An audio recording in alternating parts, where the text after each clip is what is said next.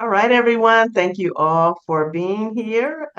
We have 47, and we're hoping to get some more to join us. But I am excited to be here with you from the sunny state of Georgia, where it's about 82 today. I hear it's not really sunny there. So I am sending my sunshine your way. And so I look forward to getting to know all of you today. So before we get started, um, so I'm pretty interactive. We will interact throughout the day. We'll have some breakout sessions and get to connect in a different way. I am not a lecturer, so I like to connect with those that are here. And so before we get started, drop in the chat and tell me who you are, what your licensure title is, and what do you do for the company so I can know who we have with us today. And if you want to take yourself off mute, feel free to do so as well. If you need to get that talking going, feel free to do so as well. In addition to telling me who you are, what you do, I want to also hear what you do for fun, because that's probably the most important thing I want to know about you. Hello, everyone. My name is Quincy McCrae, and I am a social work intern. But I currently work with Northgate here in Suffolk as a case manager. I've only been with the company for a year, so I am trying to learn everything I possibly can from whomever wants to give it to me. I'm willing and waiting. The fun thing that I like to do, I try my hand at cooking. I'm not the best, but me and Pinterest are best friends. So I'll go buy the stuff and attempt to make it. Hopefully, my people will eat it. That's my thing. Thank you. I'm happy that you're here. Thanks for thanks for Thank taking yourself off mute. Yes, thank you. All right, we have someone who's like playing with their dogs. Thank you, Jackie.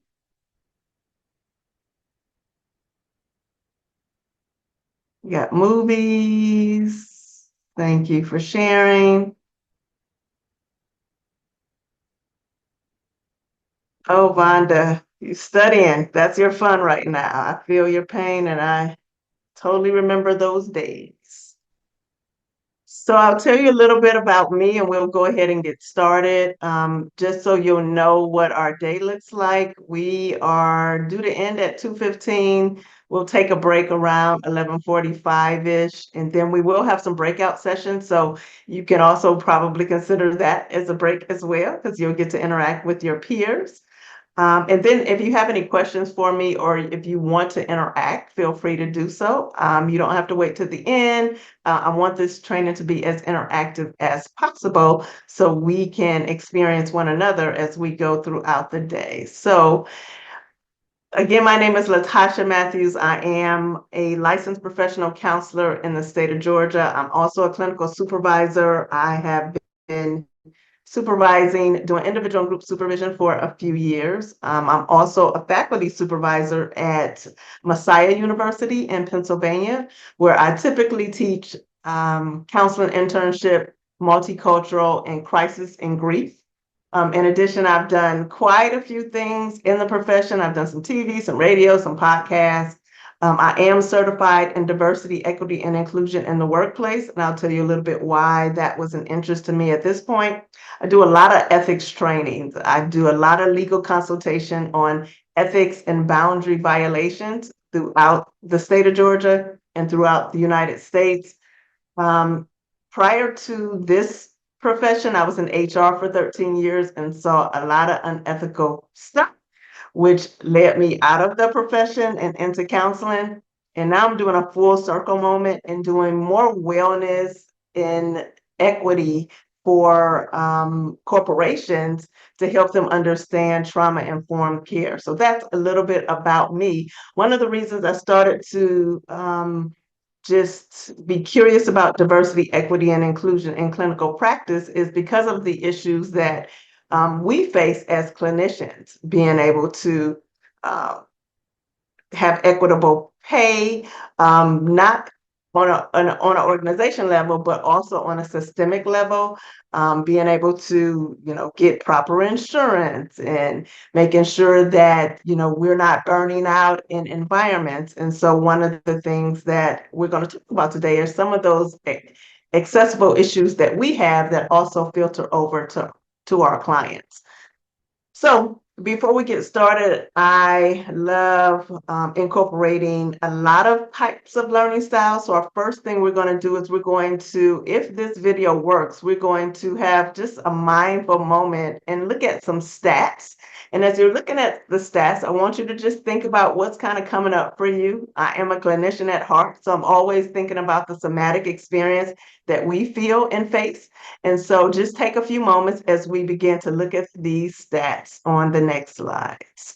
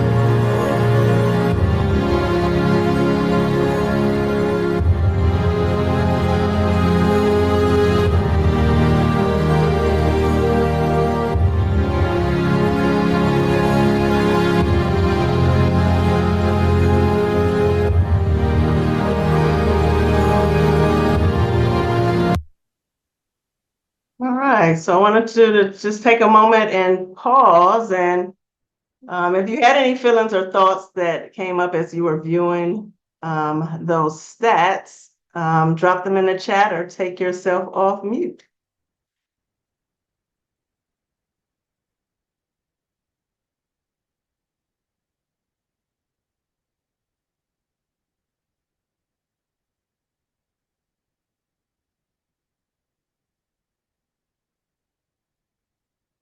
Let's see if I'm seeing anything in the chat. Yeah, Brianna said it can be shocking to see all those actual numbers. Yeah, Vonda said it's heartbreaking. Thank you for sharing. Yep, unfortunate but not surprising. Yes, yes. All right. So definitely I wanted to start with setting the stage with why diversity, equity, and inclusion and accessibility is really important. And so that will kind of kick us off for today. So some of our objectives, we're going to explore and define diversity, equity, and inclusion and accessibility. We're going to develop an awareness of personal bias through some self-reflection. We're going to explore microaggression, stereotypes, and biases, develop an understanding of some systematic change through the DEI lens, and then learn the importance of cultural humility, and then examine some ethical dilemmas faced when working with diverse populations or just some cultural implications as well. And that is our day for today. So my first question for you all, one of many, how comfortable are you with this topic? Pick the heart that represents you. How comfortable are you with the topic? Drop it in the chat or take yourself off mute.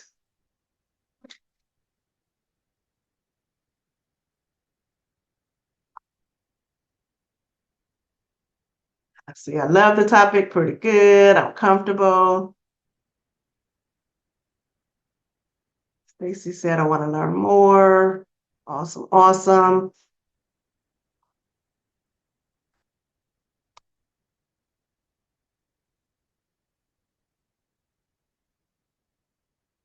Makes me uncomfortable and I love it. Thank you for sharing that. All right. Yeah, we all have our issues with comfortability. Some of us love it, some of us learning, and that is all fine. We are all together. So let's look at the DEI lenses. I'll make sure that you get the PDF, so you'll be able to go back and look at all of the slides. So no worries there. But let's look at these lenses. Why an equity and inclusion lens? An equity and inclusion lens is like a pair of glasses. It helps us see things from a new perspective. I think we all can benefit from seeing things from a new perspective. It helps us to be more effective in our everyday work by getting a clearer focus and a more complete view. You ever put on some glasses, whether they're sunglasses or your reading glasses, and they got some fog in it?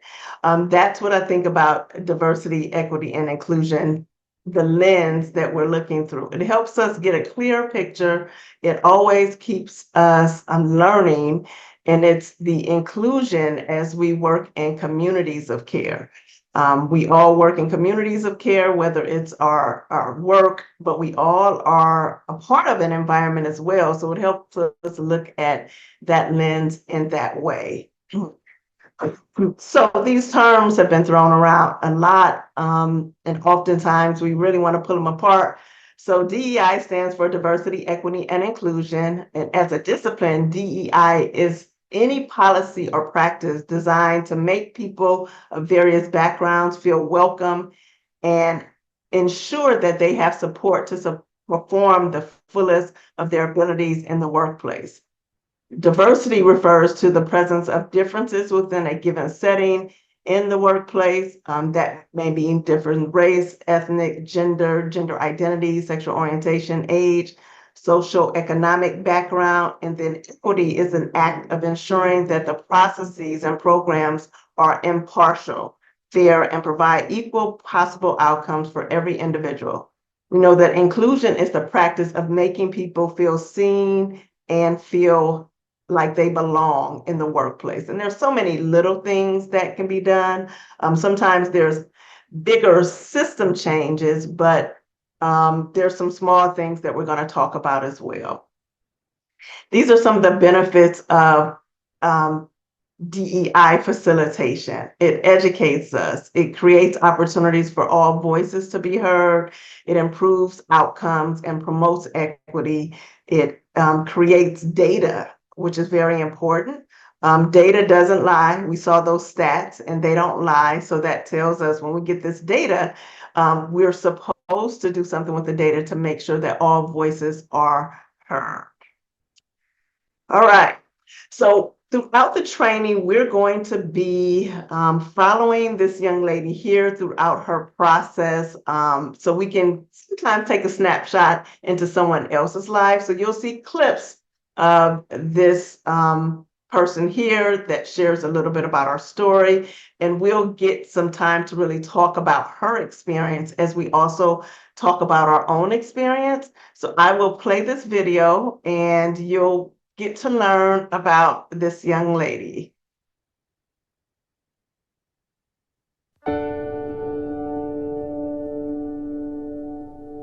We were kids who were placed in the system and we were expected to function like every other normal kid in the United States. But in reality, we were normal kids. We didn't have any physical deformity or anything visible, but we had scars that were invisible.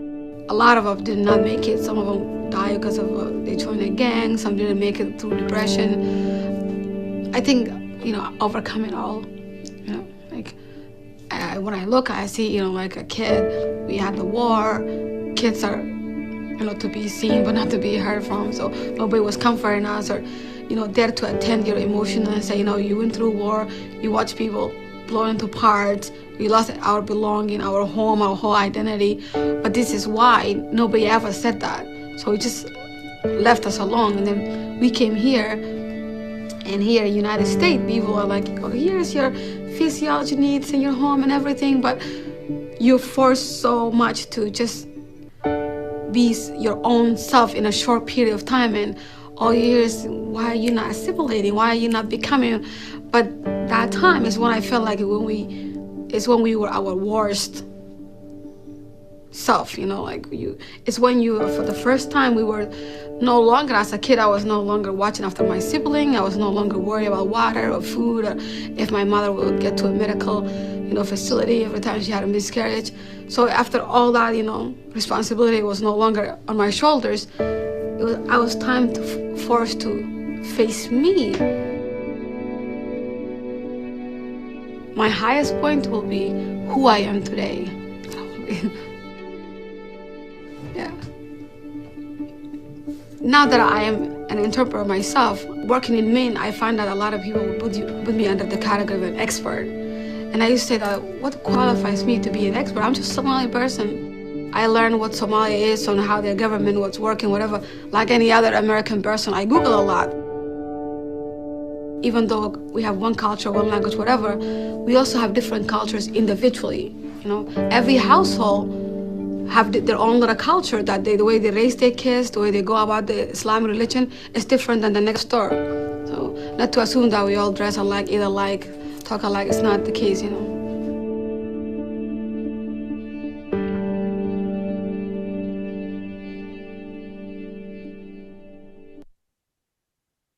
All right. All right. So she was sharing her story. And that, again, I think that's a good place to start. Our stories create many biases. We know that biases come from our backgrounds, our lived experiences, which equals our stories.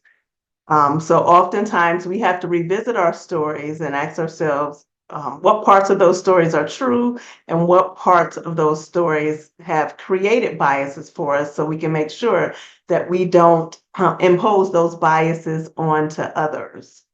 So the lenses you look through shapes your biases and informs your story and belief. So what is a bias? A bias refers to a systematic and often unconscious inclination or preference towards certain ideas, individuals, groups, or things over others. Biases can influence our perceptions, decisions, and behaviors in various ways, often leading to unfair judgments or unequal treatment based on factors such as race, gender, appearance, and more. So where do biases come from? I would love to hear from you. In your opinion, where do biases come from? You can either drop those answers in the chat or take yourself off.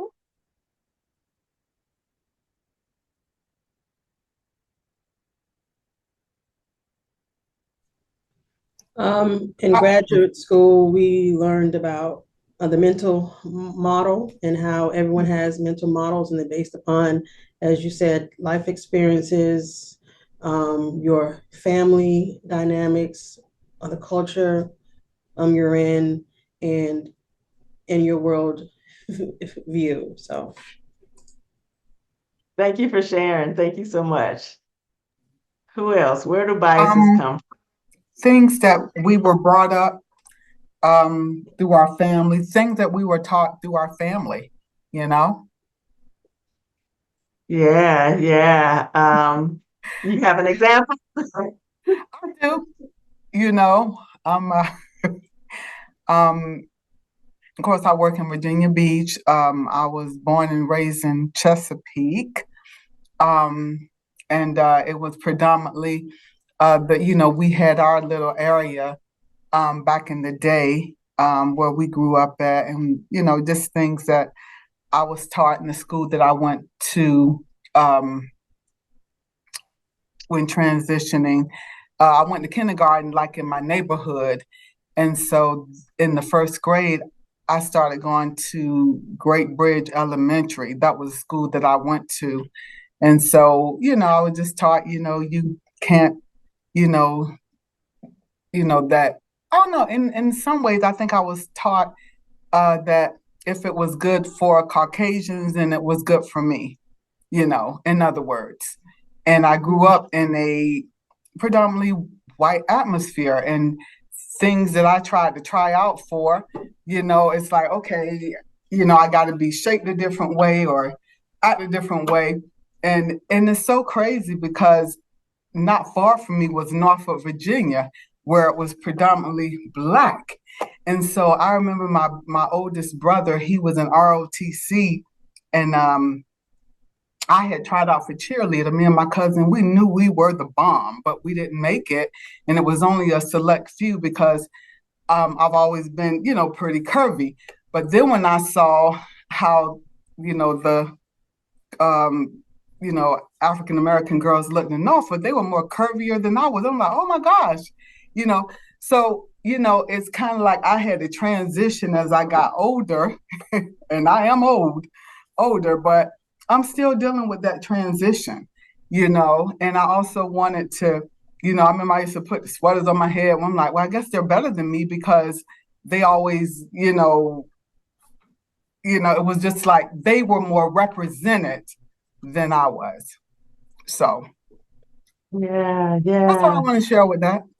Yeah, thank you so much. Thank you for sharing. I'm looking to learn from you more. So one of the biases that I didn't realize was a bias until probably the last 3 years, um, is going to the dentist. I had a bias when I was younger. It was probably 5 years old. I remember my mother taking me to the dentist, and this was during the 70s. I'll share my age. I'm 52. And so she took me to the dentist. There was a receptionist there, and the receptionist said to my mother, no dogs allowed. Now, my mother turned around and looked because it was just me and my mother at the dentist office.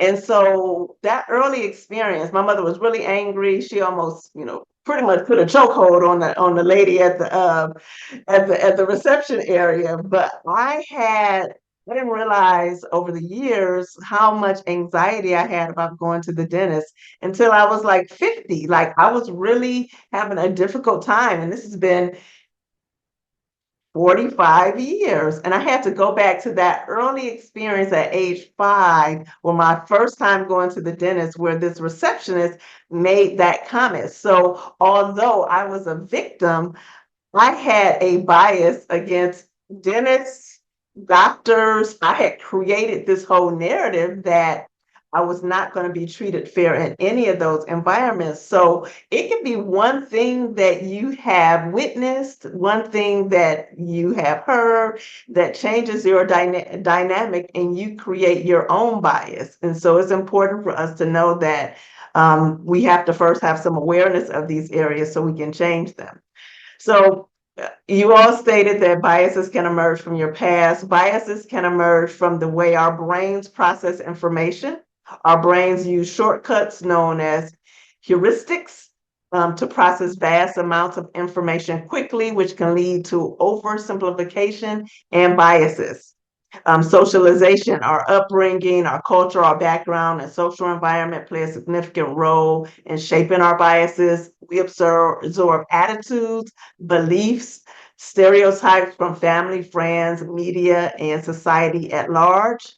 We know that media influences, media portrayals can perpetuate stereotypes and biases, affecting how we perceive certain groups.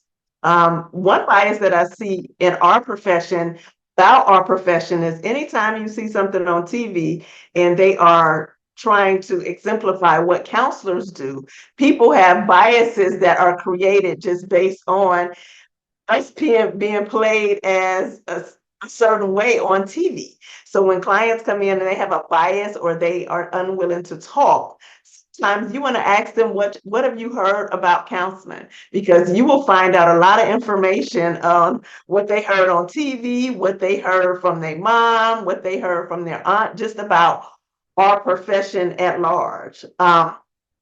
Personal experiences, our personal experiences, both positive and negative, contribute to our biases.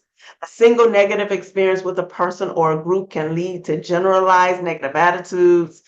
We have confirmation bias. People tend to seek out information that confirms their existing beliefs and ignore information that contradicts them.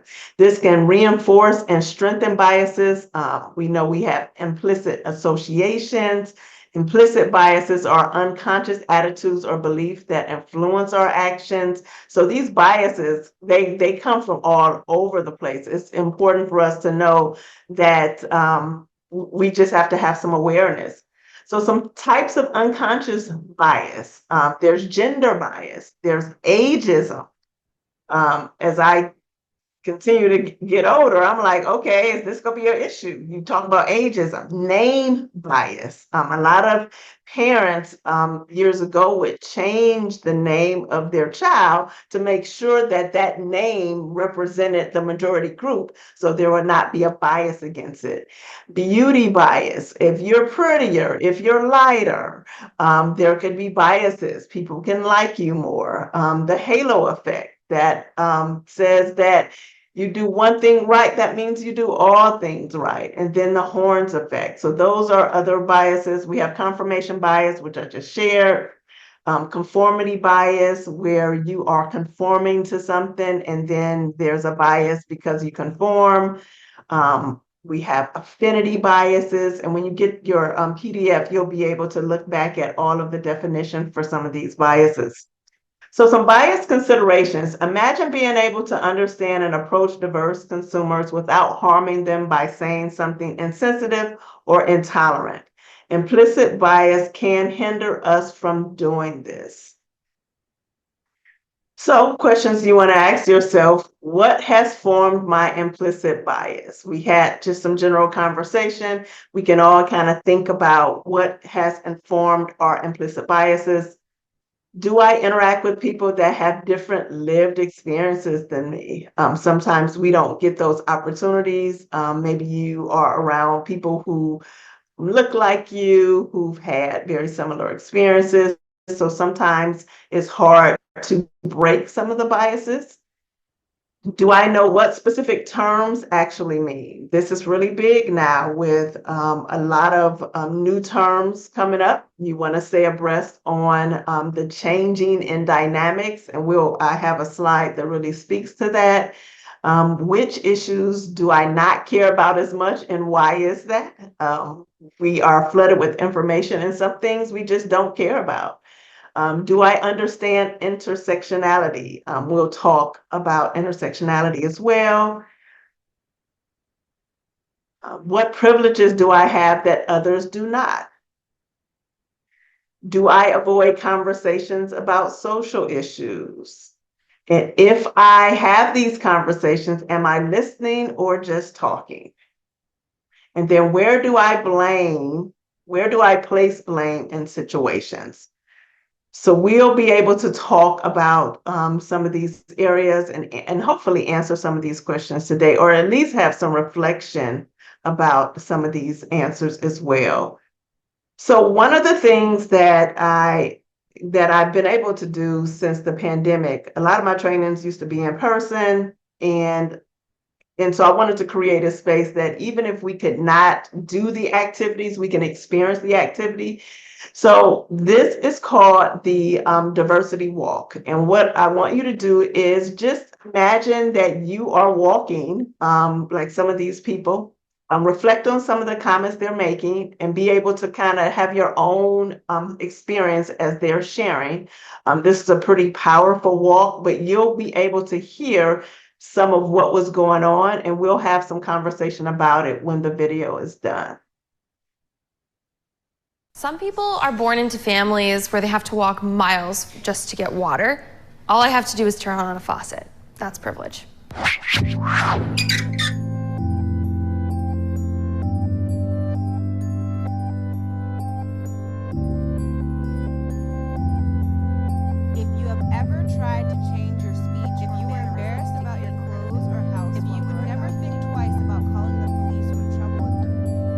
I think privilege is when some people have some things and other people don't have things. I feel privilege is something that you don't even really have control over. I think it'd be silly for me to say I don't have a fair amount of privilege, considering like the country I live in and the job I get to do and the college I was allowed to go to. I suppose being a white male will help me end up somewhere towards the front, but I'll take a few steps back from being gay. I don't think I'll make it to the front. I think I'll maybe be in the middle. That's just the gut feeling I have. If your parents work nights and weekends to support your family, take one step back. If you can show affection for your romantic partner in public without fear of ridicule or violence, take one step forward. If you were embarrassed about your clothes or house while growing up, take one step back. If you have ever been diagnosed as having a physical or mental illness or disability, take one step back. If you have ever been bullied or made fun of based on something you can't change, take one step back. If you get time off for your religious holidays, take one step forward. If you came from a supportive family environment, if you can see a doctor whenever you feel the need, if you are able to move through the world without fear of sexual assault, if you took out loans for your education, if there were more than 50 books in your house growing up. So these are your final positions.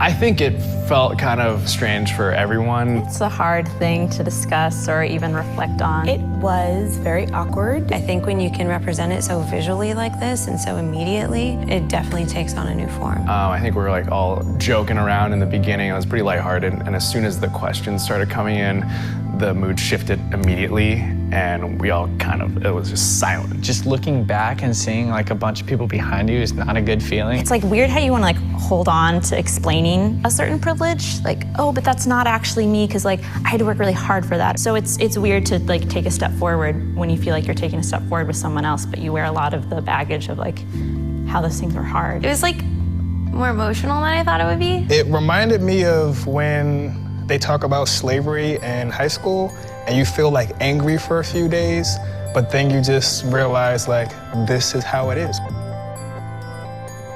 For me, it was kind of frustrating almost to look back and see how much further some people were behind me, and realizing that, you know, a lot of that stuff, no amount of hard work or even legislation can make up that gap. It's interesting being an Asian American because you're not really sure where you fall on the spectrum of privilege. I know that for me, one of the reasons I ended up so far back was that there are questions around safety as an African American, as a woman, as a gay woman. There are just so many different ways that I don't feel safe. I feel like I just learned to be grateful for what you have. You know, we're in such a huge society where it's always complaining about what you don't have. It just shows you that For some families, like each family, you're meant to do better. My grandparents did good, my parents did good, and I'll do even better. I do think if you're not like aware of privilege, you should do this exercise, but it's more complicated. Some people are born into families. All right, so I would say put yourself, if you were walking, if you were in the activity, kind of what came up for you as you were viewing the video. If you've done this before, please either take yourself off mute or share in the chat. What did you notice somatically as you were watching the video?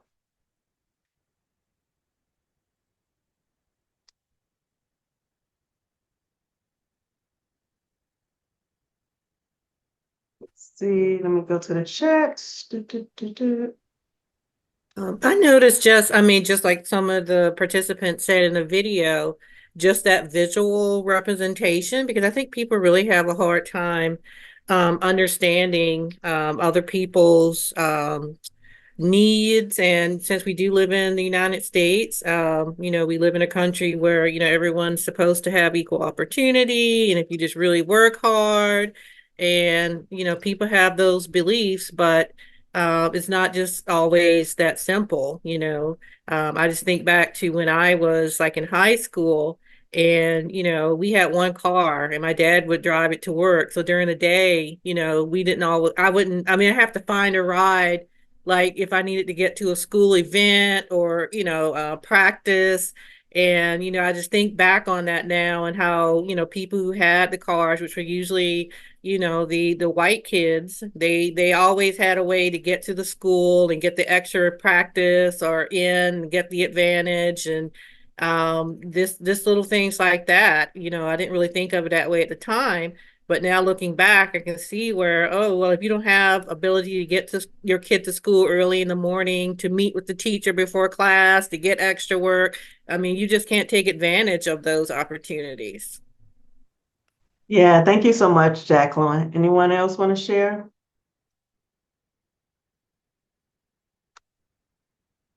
I'm seeing some good stuff in the chat. So I'll share, I'm noticing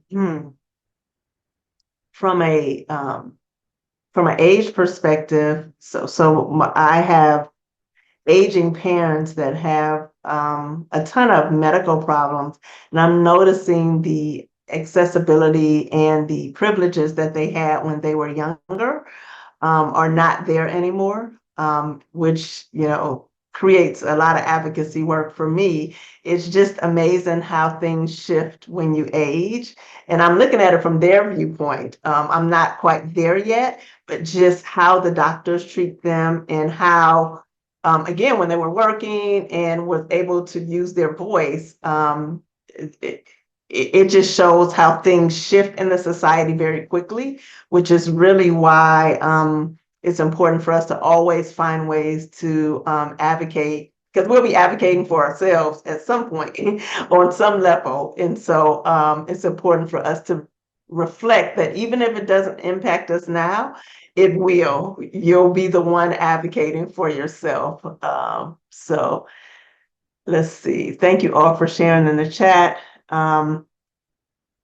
So let's continue on. So diversity, we know it first refers to all the similarities and differences that define us as human beings. And there's so many, here are some, but there, even in between these, there's so many things that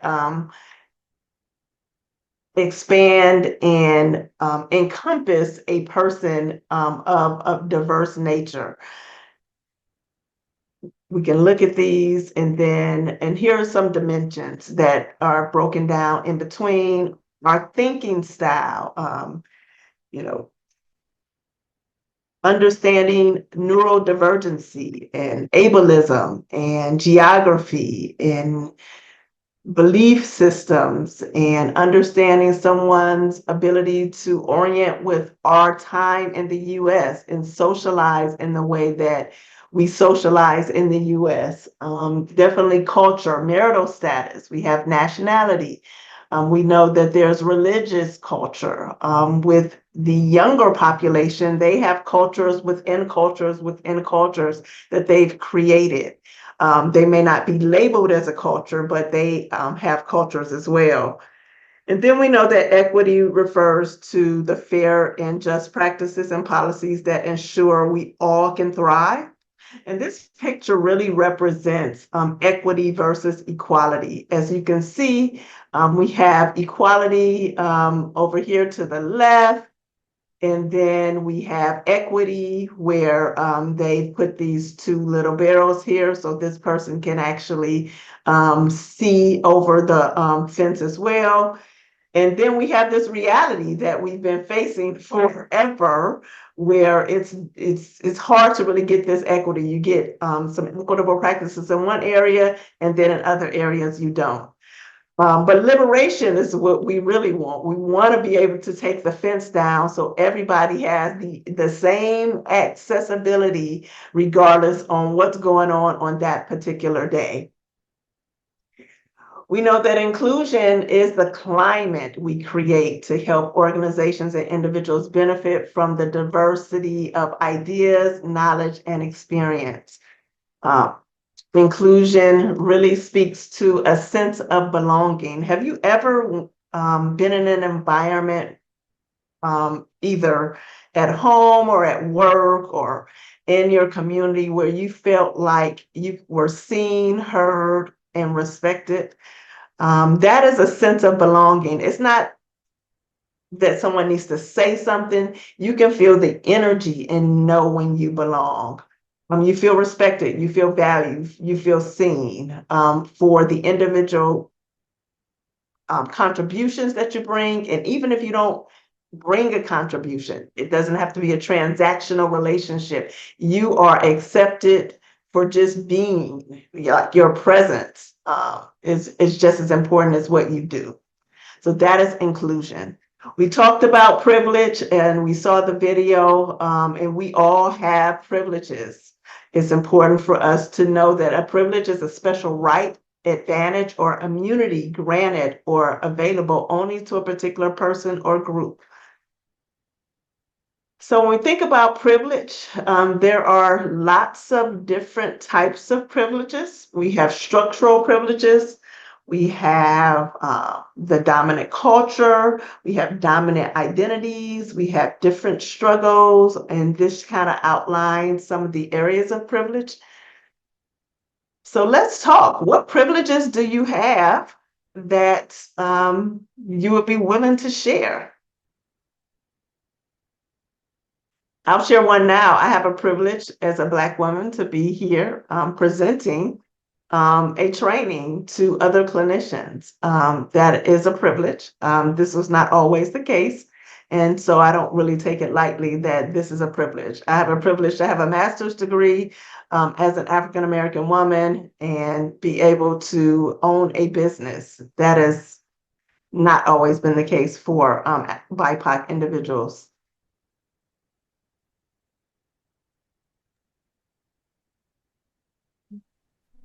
I have the privileges, a couple you mentioned just about the education, but also I'm privileged to live in a nice, I would say almost upper class, middle class neighborhood, very safe. I go out walking my dogs 10 o'clock at night. I'm not worried. And my children have definitely had privilege because they've, always, had the things they needed and, never had to struggle. But all of them have, had the opportunity to go to college. So those are some of the privileges I have. Yes, thank you, Jacqueline. Anyone else?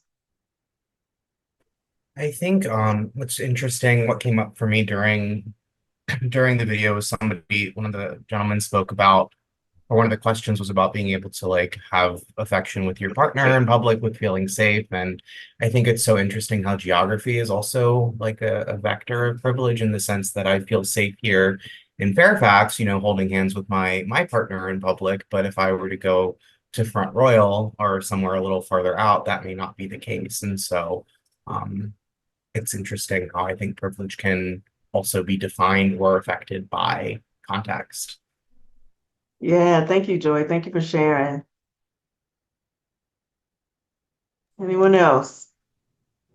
I have a privilege to have grown up here in America, but for my family that's still in Jamaica, they still live in an environment where there's no lights in the house, where there's no toilet in the house. And so whenever they see, me, it's like I'm living this big American dream. So I have a privilege in that aspect. Yeah, and may I ask a question? How does that impact you? Because normally when people see things that they don't understand, it's hard for them to conceptualize. How does that impact you knowing just you have privilege, but perhaps not what you think it is at times?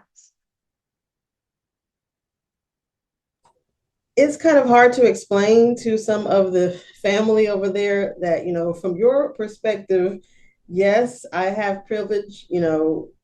From my perspective, it's not that much privilege once you get here and you actually living in this environment. But, they see movies and things and they think that, once you get to America, you're just in this awesome environment, which is a great environment, but we all have our struggles, as you can see from the video. So it's kind of interesting.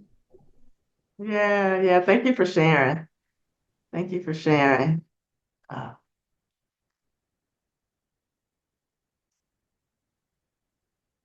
and the chat is still coming, so thank you all for sharing. So I went back to this slide because as you can see in the middle, it says we all have to check our privilege. So what is checking your privilege?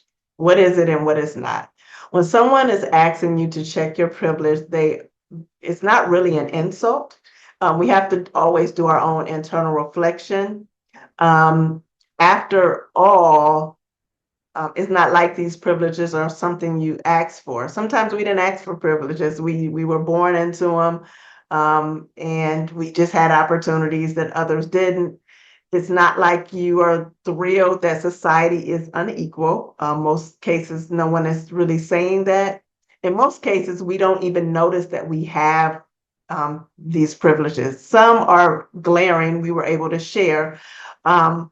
But mostly it's the ability, when people are wanting you to check your privilege, they're asking you to be compassionate towards particular struggles that they experience that you have not.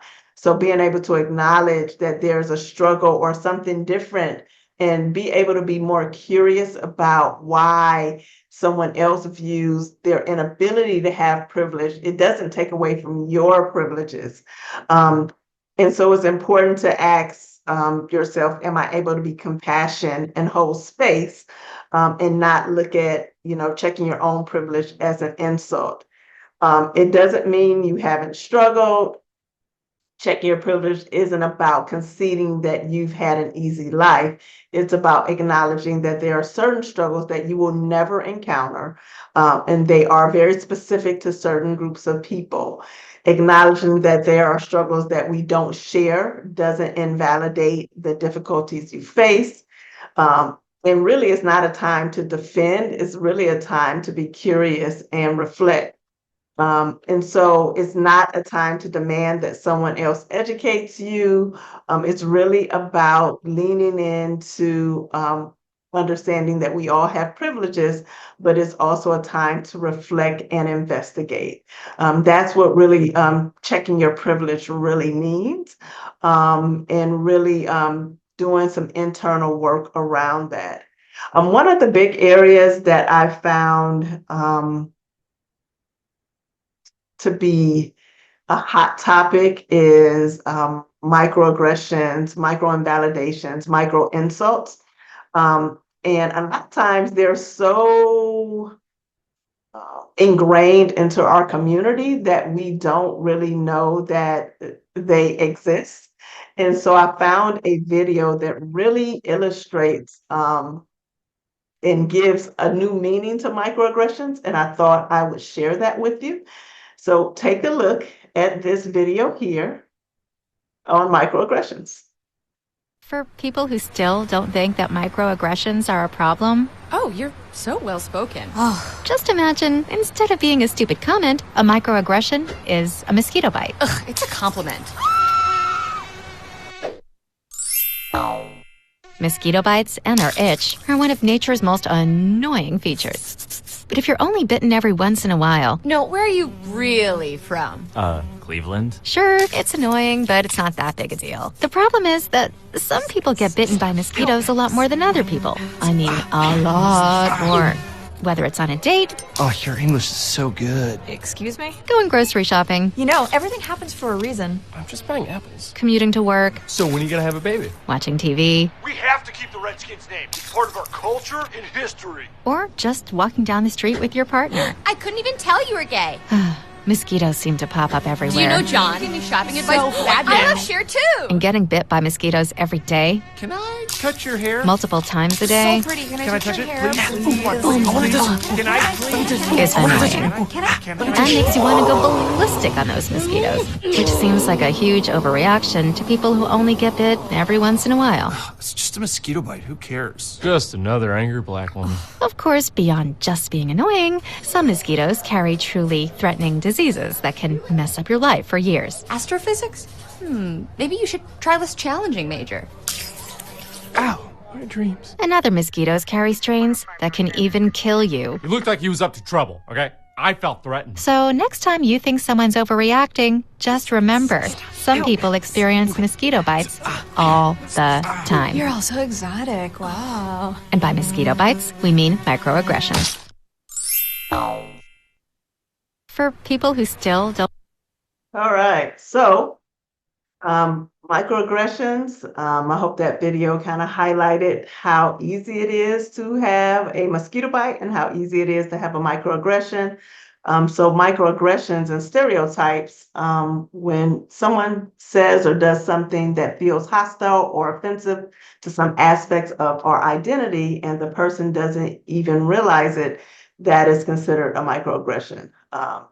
I'll share an example that stands out. It's a one that made me add some pieces of microaggressions to most of my trainings. I was training in, I can't remember what it was. So I do trainings for PESI as well. And before COVID, I would travel throughout the United States doing an ethics training. And typically, when I train, I get down to the room early, connect with clinicians. I'm a clinician at heart. I'm a trainer, secondly. So I like meeting clinicians and speaking to clinicians. And so there was a woman older than I am in one of my trainings, and we talked for a while. She had been practicing for probably 45 years. It's, at that point, as long as I had been alive. She had, a PhD, a master's, and all of these different accolades. And we talked for quite a bit of time. And so I believe she felt comfortable with me. She was perhaps Caucasian, but maybe not. Wasn't totally sure, wasn't clued in on where she was from. But right before the training starts, she felt comfortable enough to come up to me and say, I wanted to ask you a question, if you don't mind. And I, of course, said, sure. She asked me about Black women and their hairstyles. She went straight there on hair. And as if I was the spokesperson for all Black people. And then she didn't touch my hair or anything like that, but she did ask me some questions. I guess she was really curious and felt comfortable. And then she asked me about why African Americans use certain words in their vocabulary or have certain dialect. And I'm guessing she was trying to communicate maybe someone who has a Southern accent versus someone from the North. But it was really, I assumed that someone with all of that, obviously I had a bias. I assumed that someone with all of that education and had been practicing all of those years, who's there at an ethics training and had all these accolades would know that that was a microaggression. And so sometimes it's really interesting how you find out that perhaps you're naive to microaggressions. I think at that point, I was like, this probably happens more often than I know, but I probably minimize it and just keep moving. And so sometimes we have to have our own awareness regarding microaggressions and really, advocate for ourselves. So there are definitely racial microaggressions, and these deal with micro assaults. And this is explicit racial slurs or derogatory comments. We have micro insults, which are subtle, dismissive remarks that undermine a person's racial identity or experience.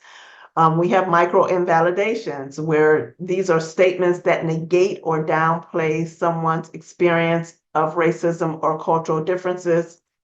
We have gender microaggressions, gender stereotyping, assigning rigid roles and expectations based on gender, sexual objectification, which reduces someone to their sexual attractiveness or physical appearance.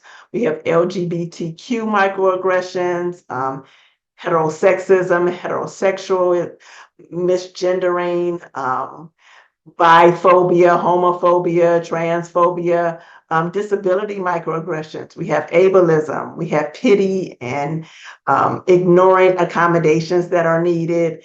We have religious microaggressions, religious stereotyping, religious exclusion, insensitive questions regarding someone's religion. We have class microaggressions, socioeconomic stereotyping, patronizing attitudes, disregarding financial struggles, language and accents microaggressions. So these are all areas that we really want to think about as we are working with clients and thinking about our own experiences as we do this amazing work. These types of workplace microaggressions, they can be behavioral, environmental, or verbal. And so sometimes there's systemic microaggressions that take place. But what we want to know is what our responsibility is and what the client's responsibility is. Definitely, it's our responsibility to look for abrupt changes in the therapeutic relationship, making sure that we have not done one of these microaggressions against our clients. And also, when we're working in environments, we want to make sure that these things are not done to us. We know that trauma impacts the ability for our clients to make meaning of experiences. A lot of times our clients are coming in with traumatic experiences, and so it's important for us to note those areas. We know that there are lots of racial trauma, and we know that racial trauma refers to the mental and emotional injury caused by encounters of racial bias and ethnic discrimination, racism, and hate crimes. If you are not asking clients about their experience with racial trauma, it's important for you to note that sometimes the lived experience of a person and the somatic experience that they have could be due to race. We know where it comes from. We've seen it over the last few years. Through its ugly head, it's always been here, but we know that it comes from media, it comes from past, it comes from intergenerational things, it comes from abuse, assault, and violence. We know that there's individual racism that still exists, and so we want to make meaning and note of that. We know that there is systemic racism, and there are lots of populations of people that experience systemic racism more than others. One of the areas that is important to note for not just mental health, we know that there's racism in housing. We know there's racism in the education system.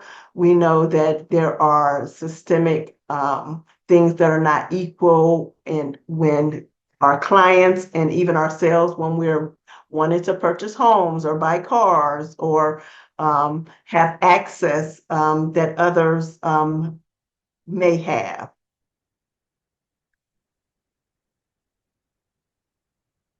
Let's see.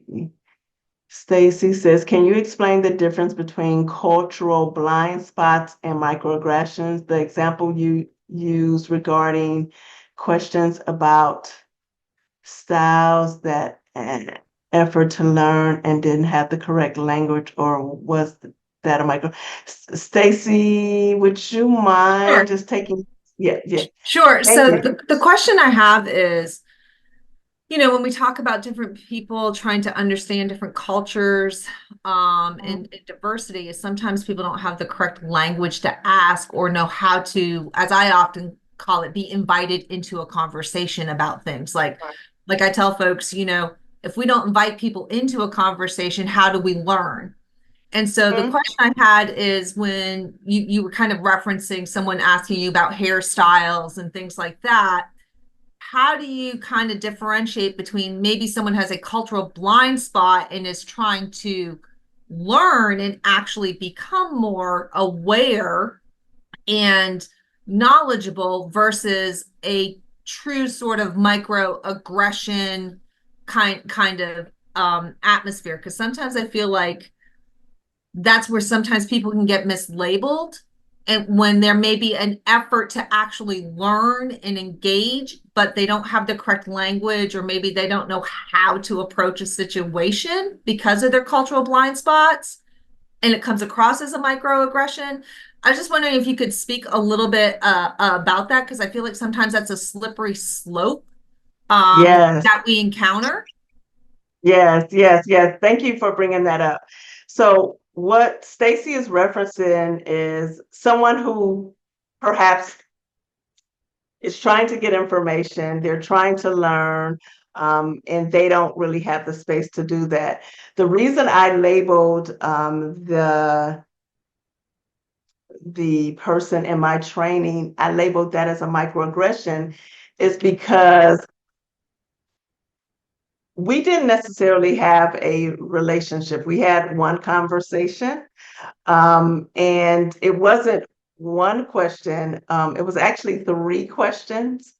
And so I think that one of the things you want to be aware of is what is your interaction and relationship with that person.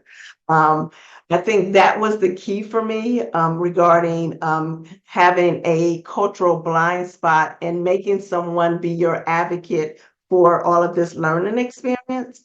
I think the example that I would use, which speaks to your point, is I had a client educate me on pronouns. I was having a struggle with using the correct pronouns in session, and the client was an advocate for herself, and she spoke up during that time. Now, clearly, I had taken lots of courses on the correct pronouns and things of that nature, but I had an issue with using it in the proper way. I feel like that I wasn't intentionally trying to not use the pronoun. I just used it incorrectly. So I do think there's times where there are cultural blind spots. I also think that we have to be very sensitive to not make one person become the spokesperson for all of African American people. And so I believe that with the relationship gives you the opportunity to make mistakes, because I do think we're all going to make mistakes. I think some of the cultural blind spots have to do with the internal reflection that we have to know that if I'm trying to learn about someone's culture, or am I doing this because I've always done this before?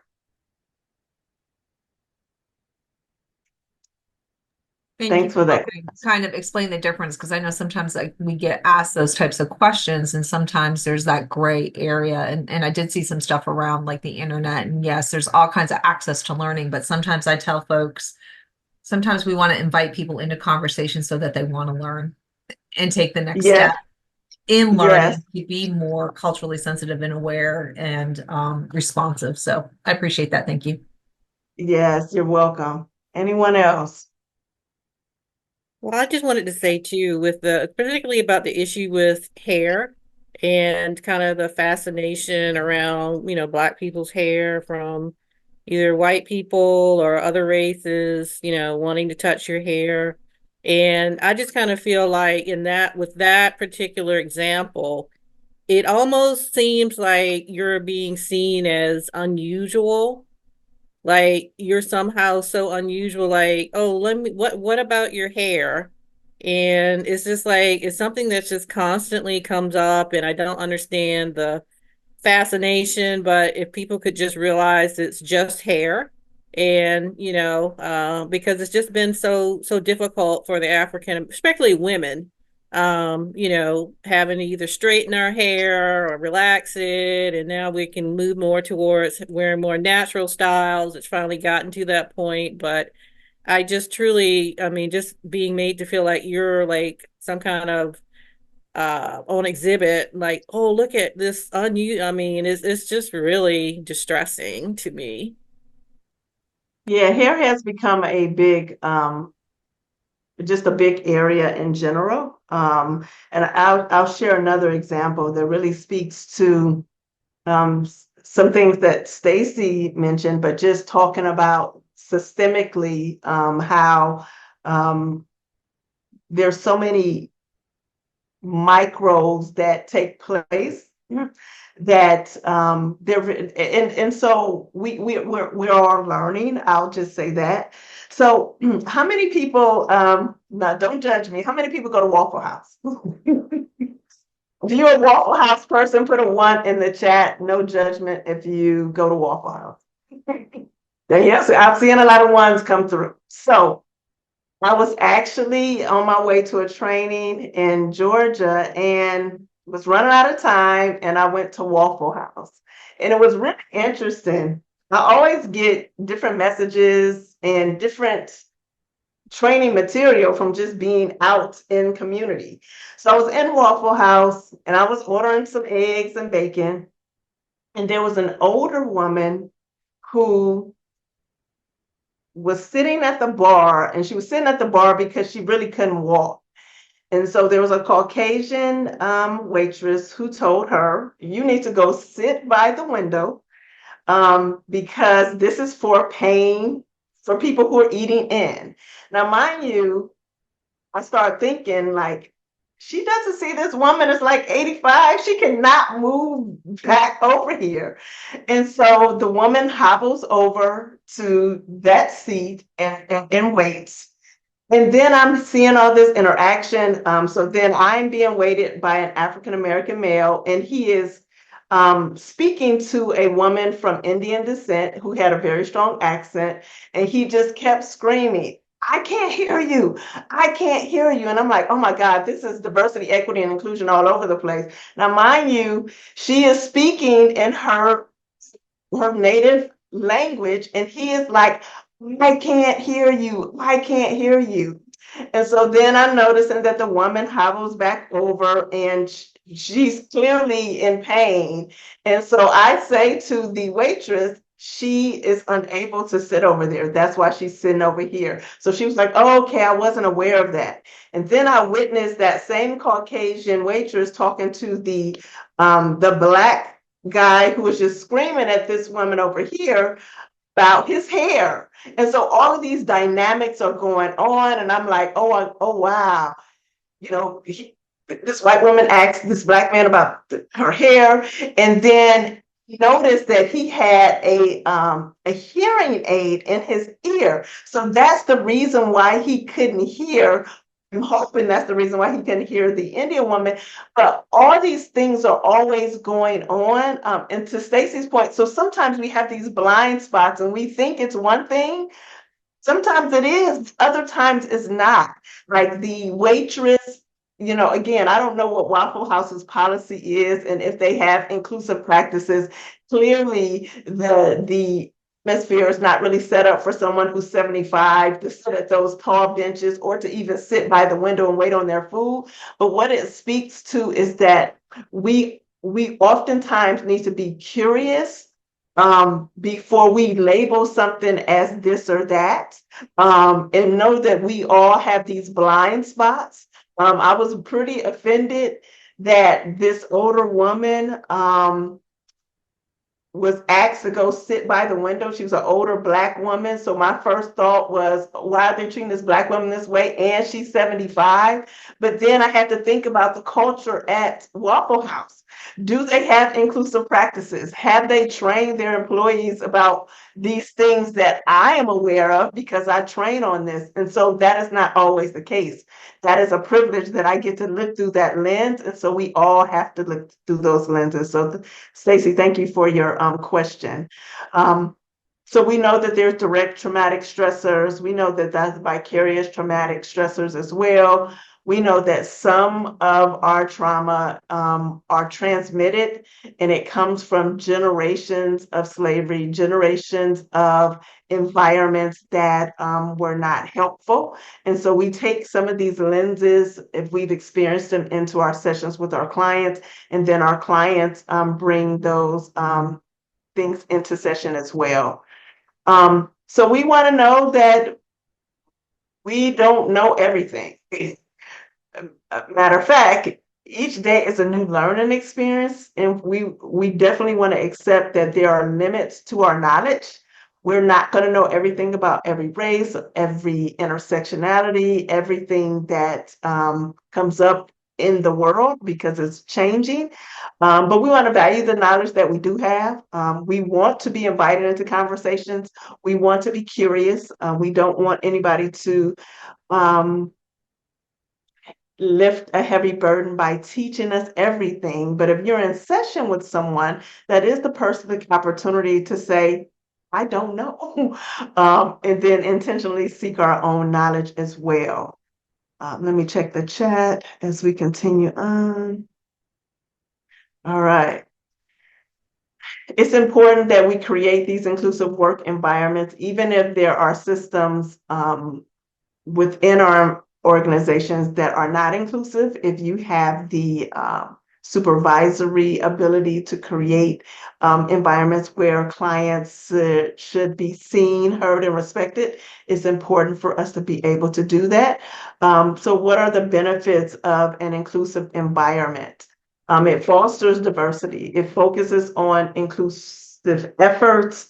It puts your mission in writing. It allows people to have transparency and understand the ins and outs of the organization. It gets your entire team involved in inclusion. It establishes a program or committee dedicated to inclusion. It starts with the recruiting process. That's the first place that an organization can really think about inclusive practices.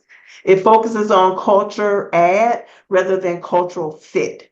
Back in the day, it was EEOC, and then a cultural fit. It makes it seem like you're putting things together instead of adding on to inclusive environments. Be inclusive at every stage of the cycle, and then make inclusion a priority in the company culture. So those are ways in which it would benefit organizations to have inclusive work environments. So let's talk about some of that language, and it's shifting and it's changing. So these charts may be outdated. So if you have some more updated language, feel free to drop it in the chat. So some of the language that can be looked at as demeaning in language that we use in different aspects of working with clients or even in our society. So terms to possibly avoid. If you're working with a client who's dealt with a lot of death and murders and things of that nature, killing it may not be the term. Suggested, and some of these words have varying meanings. And so you can look at the chart. It says great job, awesome. If someone is doing well, there are other ways to say so without equating it to murder. Take a shot at, take your best shot, pull the trigger, take a stab at. other suggested language, go or try. These expressions needlessly use imagery of hurting someone or something. Go off the reservation, disagree with the group, defect from the group. This phrase has a harmful history rooting in the violent removal of indigenous people from their land and the potential consequences for someone that left the reservation. So it's important to identify that language matters here. Sexual orientation and gender diversity, terms to avoid: birth sex, natal sex. I don't know if anyone uses those terms, but suggested alternatives would be assigned sex, sex assigned at birth, born a girl, born a female, born a boy, born a male, assigned female at birth, assigned male at birth. And then you can see there's other terms here that are really important for us to note. I think more importantly, it is important to really lean into our clients, because some of these terms are created and they don't really fit our client presentation based on geography, based on what they represent themselves as. And so it's important to, again, ask questions, be curious, and know what terms your client wants you to avoid. Other terms: the elderly people, the aged, aging dependents, seniors, senior citizens. Suggested alternatives: older adults, older people, persons 65 years or older, the older population. Again, some of these terms are changing rapidly and may not be used for different populations. Person with deafness, person who is deaf, it says deaf person. Again, these are things that we want to consider if we're thinking about accessibility and language. It talks about person with blindness. Here's some suggested terms here, and so on. Disabilities is a big area, making sure that we know that disabilities are multifaceted. Terms to avoid: special needs, physically challenged, mentally retarded, handicapable. And then we have suggested language, and then we have some comments regarding disability here. We have mentally ill, terms to avoid. And then we know that these terms are constantly changing. So again, it's important to identify what your clients might need as well. Big area and shift with suicidality, making sure that we, again, look at these terms and making sure that it fits the populations that we serve. Let's see. Other terms. Yeah, victims, wheelchair bound, abusive relationship, addict, homeless person, prostitute, prisoner, convict, slave. And these are some suggested alternatives as well.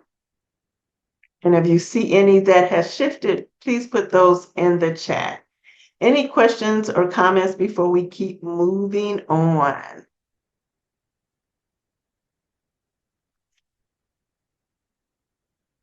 All right. So some other topics that are pretty important to talk about. Invisible identities. It's important to know that there are some invisible identities. Those are things that we don't see with our face. So it's important to ask questions. Intersectionality, unpacking the overlapping and intersectionality of bias. So there's oftentimes not just one layer that we are looking at. We want to be curious as if there's any intersectionality. Code switching. Code switching is when someone decides that they don't want the heat, they don't want any issues, and so they switch their identity to be a part of a culture that may not very well be accepting of them. Neurodiversity. It's important for us to know that people think, learn, and process information in ways that may not be what the majority does. And so it's important for us to ask questions about neurodiversity or have our own assessments to determine if a client needs any accessibility requirements or some accommodations for neurodivergence. Blind spots. Stacy talked a little bit about this, knowing that sometimes we do have some blind spots, and it's important for us to identify how those blind spots impact our clients and impact our communities. And then we know that identity deals with our heritage. And then it's important to look at allyship and how to be an ally for communities that are marginalized. So, accessibility matters. We're going to talk about accessibility and go into our first group activity for today. So, accessibility in clinical practice is crucial for ensuring equitable practices and delivery of outcomes and services for individuals that we serve. Here are some key reasons why accessibility is of the utmost importance. We know that equity and social justice, accessible healthcare and mental health care services promote fairness and equal opportunity for everyone, regardless of their backgrounds, abilities, and social economic status. By removing barriers to access, providers can help address health disparities and promote social justice within communities. Patient-centered care. Accessibility is the fundamental aspect of patient-centered care, which emphasizes the importance of understanding and addressing our clients, and if you call them clients or patients, unique needs, preferences, and circumstances. When healthcare services are accessible, clients are more likely to actively engage in their care and feel valued as partners in the decision-making process. We know that there are legal and ethical obligations. Legal and ethical obligations ensure that their services are accessible to individuals and mandated by laws. With ADA, we want to make sure that we're thinking about the legal and ethical ramifications. And so we're going to do a quick activity so that we can kind of see if we are thinking about areas that we need to provide more accessibility for our clients. So this accessibility activity will allow you to break in groups. And I want you to break into groups. We'll spend about 10 minutes in our group. And I have this slide here, and I want you to kind of jot down in your group areas that you feel like you can address with clients as far as giving more access in these areas. So it could be that you're talking about language and communication barriers. It could be that you need to have more interpreters. That's one example of a language and communication barrier. Thinking about giving access to different languages as well. Let's see, let me drop it in the chat. All right. Any questions before we go into our groups? It'll just be a 10-minute chat with your peers, and you can really talk about it. It doesn't have to be anything formal. It's not any wrong or right. It's really just giving us time to reflect on these areas here and how it may impact the clients that you serve. So yes, Danielle.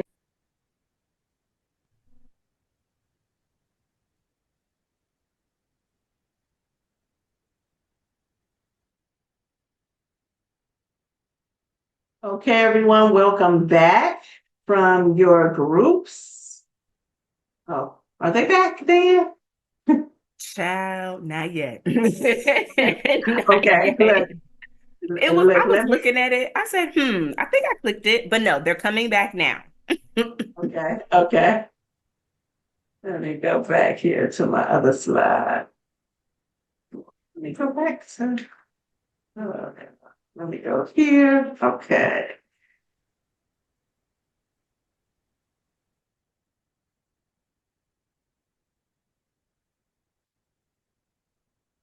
All right, everyone, welcome back in.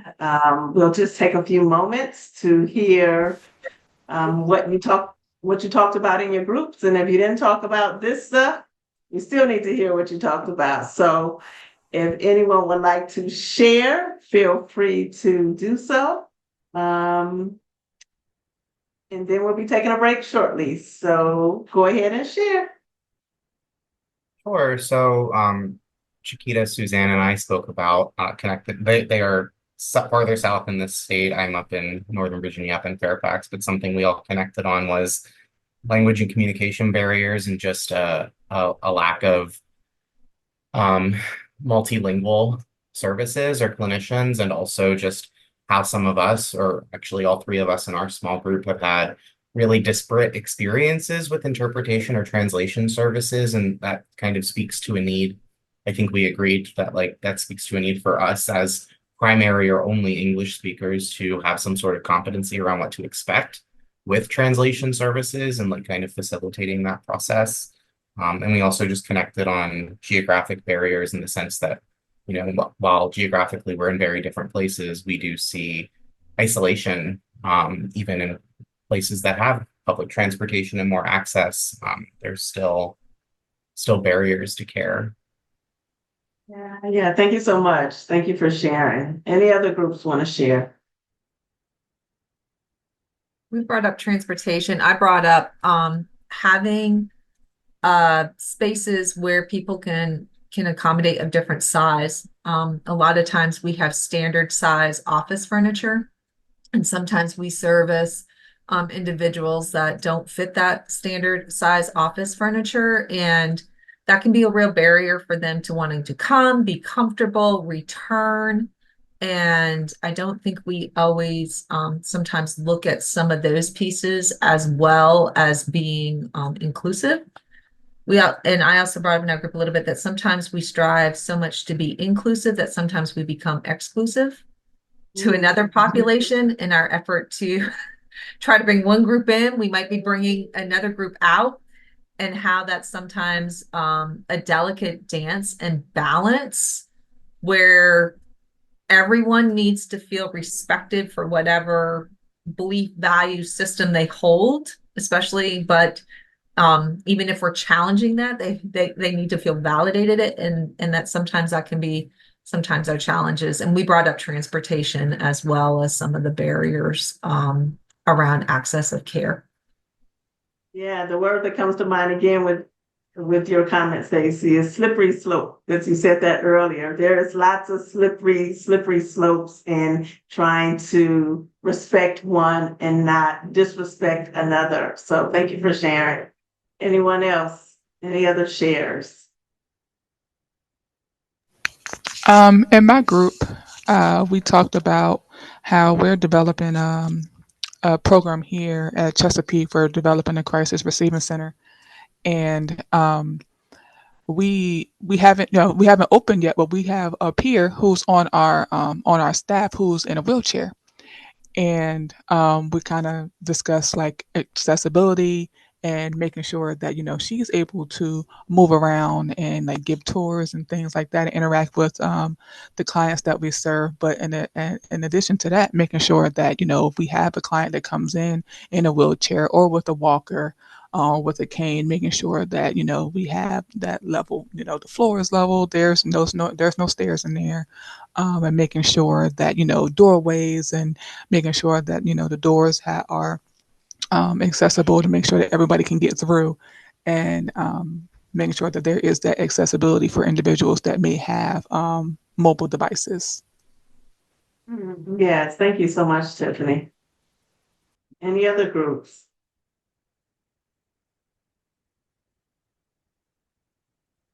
All right, so I'll share a few things and then we'll get ready for our break. So just speaking about physical barriers, we know that there are mobility impairments. And so like Tiffany mentioned, difficulty accessing facilities due to stairs, lack of ramps, narrow hallways, narrow doorways, specifically if the building is old. Making sure if we notice these things as clinicians that although there may not be a swiftness to change, but that we're noticing it's becoming a barrier, not only for our clients, but for the servers, the people who are on the front line. It's important for us to have the same accessibility that we offer our clients. Visual impairments, inability to read signage or complete forms, difficulty navigating the environment. Website colors matter, size of fonts on websites matter, size and font really impacts someone's ability to be able to complete forms without becoming anxious. We know that there's hearing impairments, challenges in communication with providers, not understanding some of those nuances regarding background noise, sensory noises and things of that nature. Financial barriers, lack of health insurance coverage, inability to afford medical services or medication. Those are barriers that clients face and even we face as clinicians. Limited access to transportation, someone mentioned that.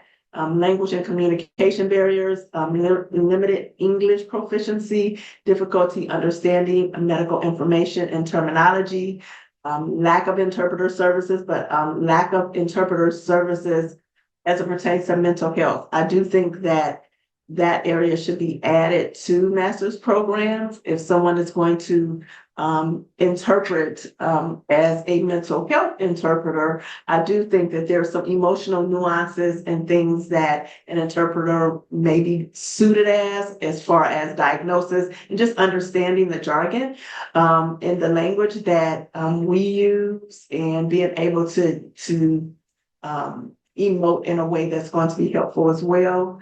We know that there's health literacy, difficulty understanding medical terminology and instructions, leading to misunderstanding and non-compliance in treatment plans. Sometimes it's not that someone doesn't want to comply. Oftentimes it's because they don't understand. Cultural and social barriers. We know that cultural beliefs and practices differ. Differences in beliefs about health and illness that may affect client-provider communication and treatment decisions and treatment planning. So understanding that piece as well. We know that there's stigma and discrimination, clients being fearful of being judged and discriminated against.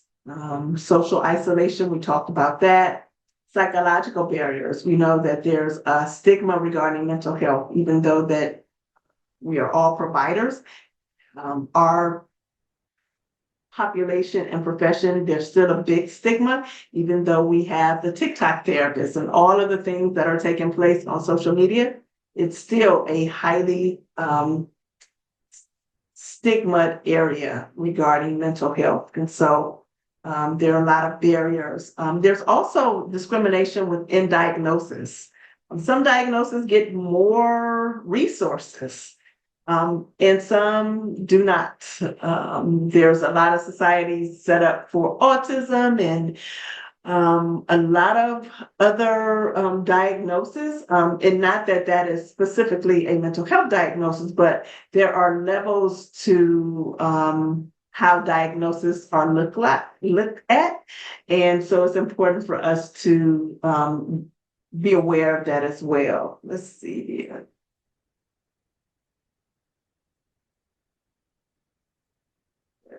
We have geographic barriers, rural or remote locations, limited access to services due to the distance. We know that telemental health has really been a big benefit, but also it's caused a lot of other barriers to think about for those who don't have internet, whose internet connectivity is not great, for those who have internet addictions and other things like that.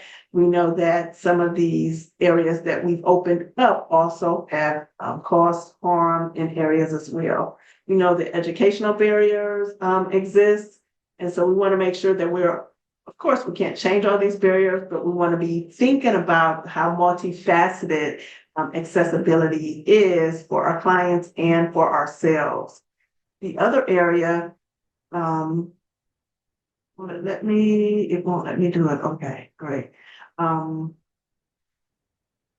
know why my slides are not moving, but any questions about that before we take our 15-minute break, our real break? Any questions or any comments before we take a break?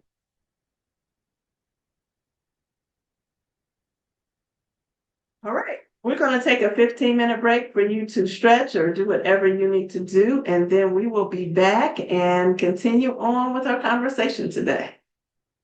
And dive a little into culture and continue our conversation. So thank you all for your participation. Any questions before we dive back in?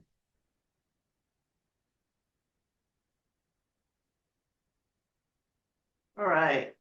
So we know that culture is the set of beliefs, values, customs, actions, thoughts, communications, institutions, and ideas shared by social groups. Oftentimes, where do we see culture? We see it in artifacts, the way people act, the things they say, the way they dress, behave, and the items that they surround themselves with.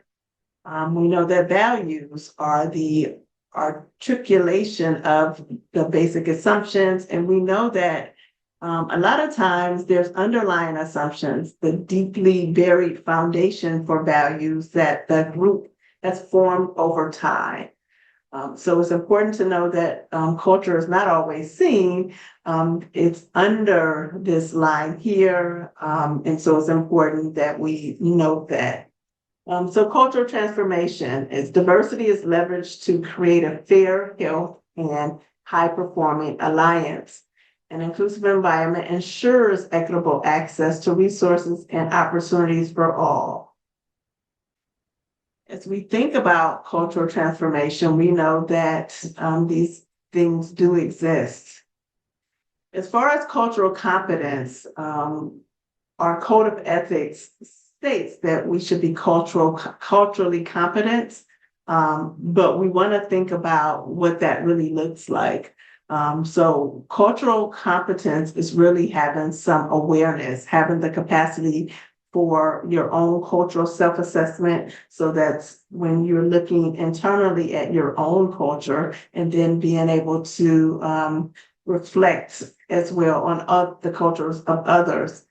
And then it means having some sensitivity, becoming conscious of the micro dynamics in the inherent in cultural interactions. And then the other piece is knowledge, developing a knowledge base about other cultures. As we stated earlier, no one has time to really learn everything about every culture that exists. So we want to have a knowledge base, specifically if you are working with populations that have similar cultural dynamics. And then we want to look at skills, reflecting our competence in the relationship. Why does cultural competence matter? This is a changing world. Populations are changing, demographics are changing. We know that in our code, it is an ethical mandate, but it shouldn't be something that we're forced to do because it's in the code. We know that having a cultural competence would allow us to have greater client satisfaction and rapport. And we know that ignorance is not bliss. It can be very, very harmful. It can be oppressive, invalidating, and it causes more trauma. So the ABCs of cultural competence, we want to pay attention to what's going on in the room, on the screen, within the somatic experience of those that we are serving. We want to make sure that we are listening to understand and not to respond. We're going to use our creativity and imagination in our sessions, making sure that clients have a a space to be creative and bring their culture into the session. And then we want to make sure that we are showing interest. The other area that is impacted by our inability to be culturally competent is assessment and diagnosis. Assessment and diagnosis is pretty important when you're thinking about culture, because a lot of times marginalized groups of people get misdiagnosed because we have not really taken their culture into play when we're creating treatment plans. So we know that a lack of awareness of cultural competence could lead to incorrect evaluation or diagnosis. We know that a lot of our clients can be misdiagnosed if we're not thinking about how culture shows up in the work that we do. Ineffective treatment strategies. So you may be using a modality that doesn't even serve your client because you haven't taken culture into play. It causes long-term trauma to clients, and it's an ethical violation. So cultural self-assessment. We want to think about these questions here, and we'll talk a little bit about them. What aspects of your cultural identity do you most value or identify with? What messages did you receive about your family's cultural identity growing up, directly or indirectly? How does this influence your view of the world and the people in it, positively or negatively? How does this influence your view of your clients? So this is a moment to reflect. Please share any one of those questions or drop it in the chat as you read them over so we can have some conversation. It's important for us to know this because it does impact how we serve and how we show up and hold space for our clients.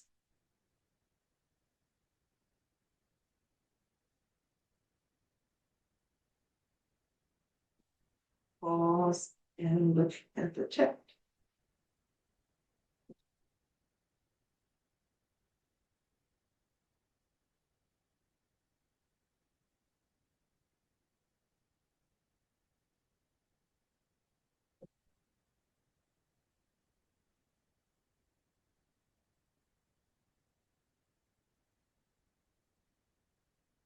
I'll share an example that I think is relevant.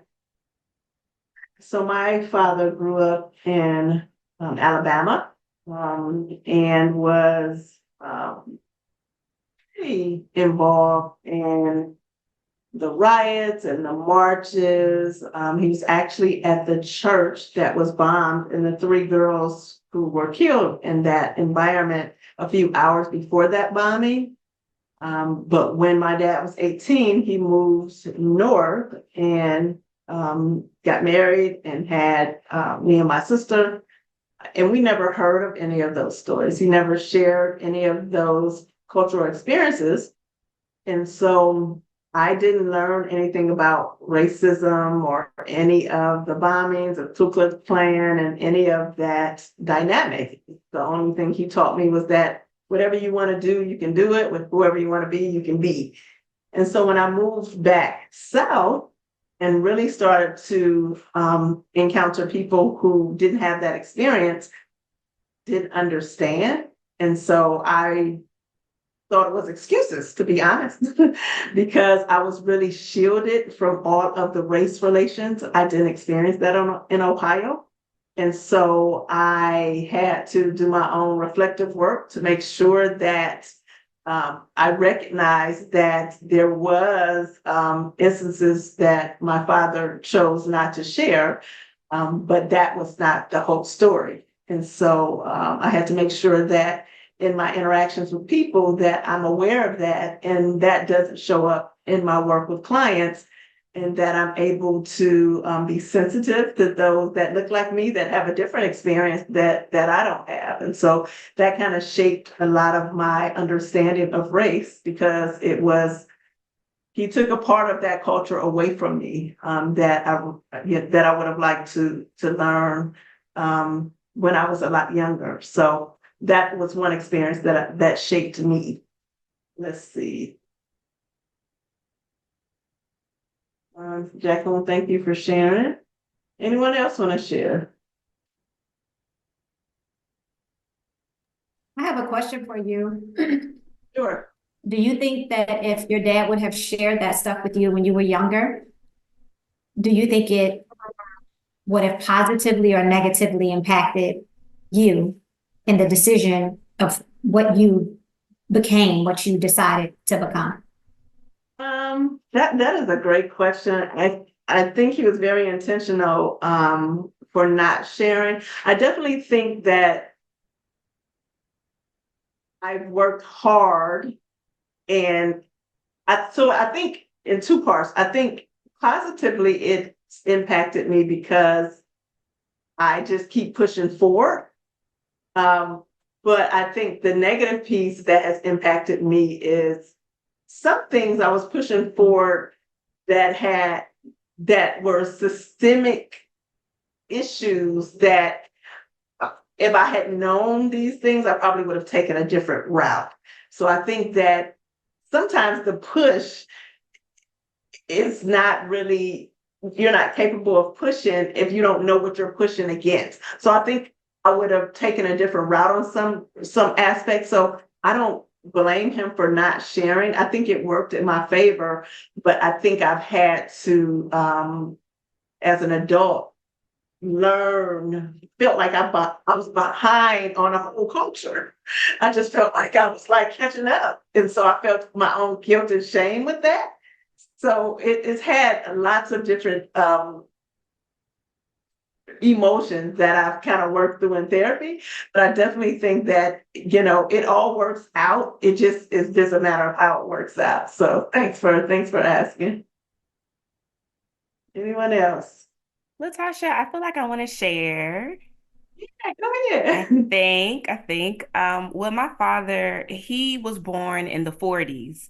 So, of course, being the baby of the family, him instilling the truth, well, his truth and what he experienced and what his mother experienced, and, just knowing that her mom, her dad, his father, you know, his father's mother, was able to, have that experience with slavery, right? So I think for me as a younger clinician, it really made me take a step back and look at, hey, okay, how does this systematic stuff work? And, how can I overcome it? Because of course, we do have to be at a space in our lives where we can assist those who don't look like us and also provide that ethical and that culturally, competent style of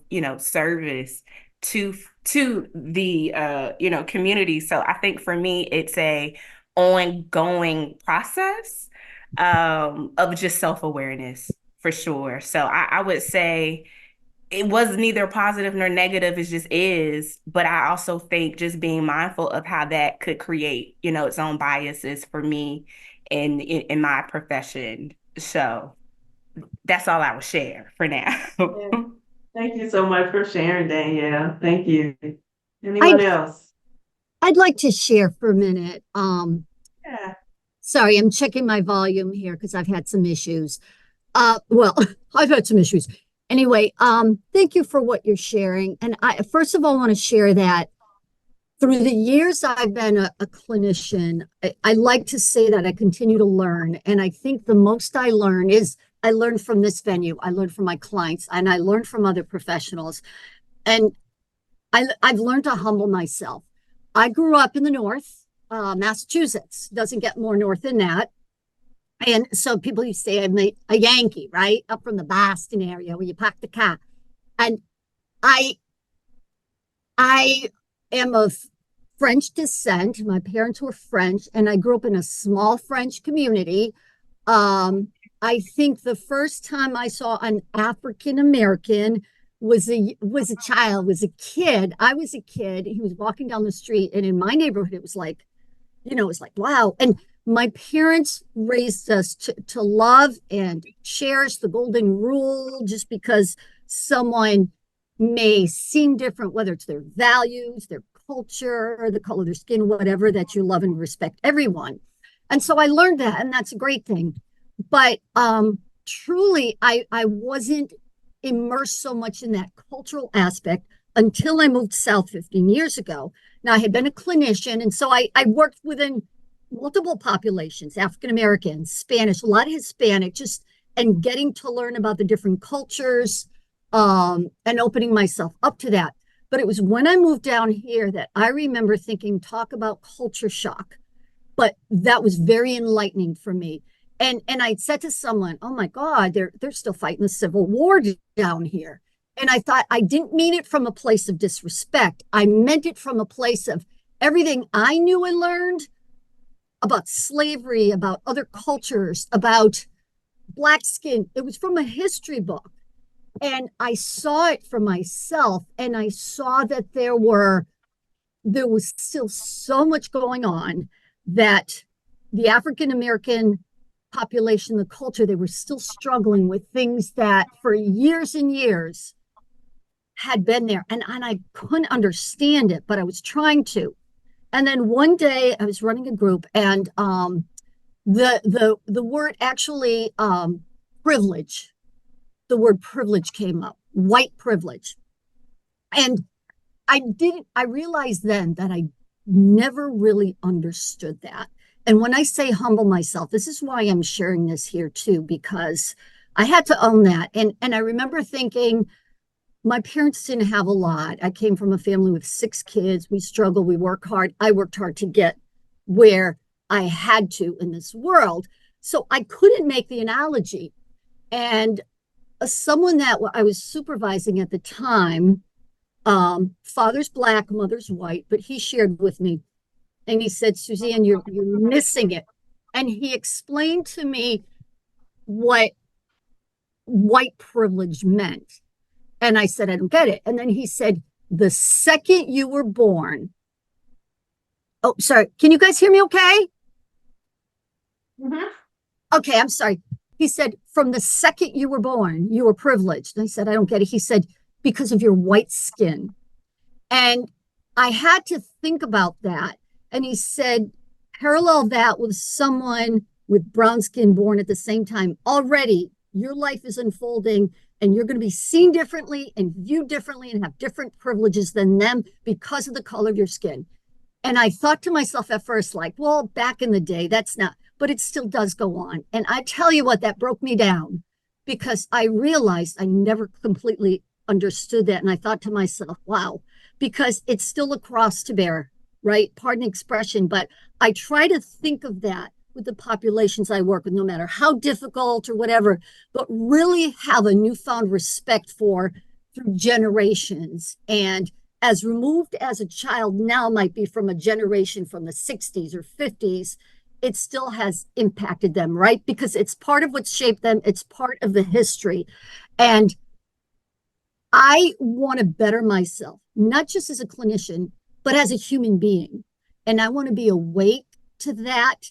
I want to understand it, but I also want to be part of the solution. And I want to reflect that. I have empathy, and my heart pours out for people of different descents, different races, different cultures, for what people with white skin have done through generations in this country. And so I just want to share that. And so it has been eye-opening for me. I thank you for what all of you share and continue to share to enlighten some of us who may have been a little bit, it's not for lack of trying, but just maybe unaware. Thank you so much, Suzanne, for your share. I appreciate it. It's important that we all have this space and that we continue to do better. And there was a share that I was able to really fix. Dr. Kathy talked about captions and making sure that we have accessibility with captions. And I'm going to apologize. Typically, those are on from the company perspective, but that's easy fix, Kathy. So I think I'm pronouncing your name correctly. So I hear you and I see you. So So things like that. Sometimes you don't know that you haven't checked captions when someone needs captions. Those are the ways that you can help someone be seen, feel heard, and respected. And so if there's anything else that I can do while I'm here to do that, I would definitely do that as well. And if there's a way we can go back and add them to the first part of this training as you look at the recording, we'll do that also. So, but continue to share. That's how we learn and grow in this space. And so we will continue on. So one of the reasons why I do this work is because whether you're LPC or social worker, or psychologist, we all have an ethical code, but the ethical code is really, really, really gray. It sometimes it takes us down a road and it takes us back up a road, and it doesn't always give us what we need to do for the clients we serve. And so in honoring the code, we are going to look at ways to be able to use the code to our advantage, but also know that it is gray and it doesn't always help our clients, the ones that we serve. But if we're looking at the code of ethics, I've kind of outlined the code here, so we can see that each code really talks about cultural awareness, social diversity. It talks about respecting our clients. It talks about discrimination and social and political action. There's other codes that talks about cultural awareness, social diversity. I'm just kind of going through them. We're not going to read these codes, but it's important to note that we have a mandate to be able to provide services that respect our clients. The AAMFTs, they talk about culture as well. The ACA, we have codes regarding discrimination and personal values and bartering, multicultural diversity. And so I wanted to just highlight these. You'll be able to look at this when you get the PDF to be able to go back and reference it. But it gives us some guidance on where we are heading, but we all have to do our own individual advocacy for clients to make sure that it's important for our clients to know that they matter. And then even as clinicians, that we are advocating for ourselves. So within the code of ethics, we have the basic moral principles of ethical behaviors. These are the mandates that we stated we would do to honor our clients. So when clients come in, we stated that we were going to provide our clients a sense of autonomy, which really means that we are promoting self-determination, even if we know that clients may not be making the decisions that we feel is best for their presenting problem. They get to make that decision. We know that beneficence is making sure that we're doing good for our clients and we're promoting the well-being for our clients. We also have non-malfeasance, which is to avoid doing no harm, making sure that harm doesn't just deal with the hot topics such as sex and dual relationship. We're thinking about accessibility. We're thinking about social justice. We're thinking about advocating for our clients. We are wanting to make sure that we provide equality in treating our clients just and fair. Even when sometimes we work for systems that don't always have the client's best interest in mind, we want to make sure that we're speaking up. Sometimes speaking up is going to cause us to perhaps lose our job or have to change jobs or things of that nature. So it's not always an easy 1, 2, 3. It's important to make sure that we are considering these areas. We also want to make sure that we're honoring our clients truthfully, being honest when we are working with clients. And then we have the levels of ethical practice. Principal ethics would speak to our moral issues, and in principal ethics, we're thinking about the goal of solving a particular dilemma. It establishes our ethical framework. It guides future ethical thinking. And the question that we would ask is this situation unethical? Then we have virtue ethics. It focuses on character traits of the counselor. Am I doing what's best for the client is the question that I would ask under virtue ethics. We know we have mandatory ethics, and in mandatory ethics, the best example would be providing an informed consent, updating the informed consent, making sure that our clients are informed of our limitations, what we can and cannot do.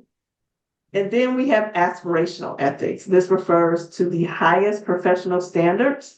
If you're doing any pro bono work, if you're doing group work in the community, this would fall under aspirational ethics.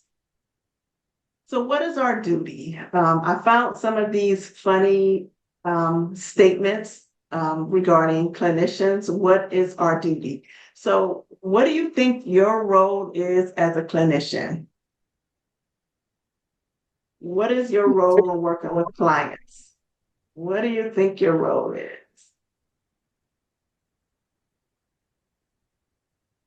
It's not a trick question. Drop it in the chat and share what you think your role is.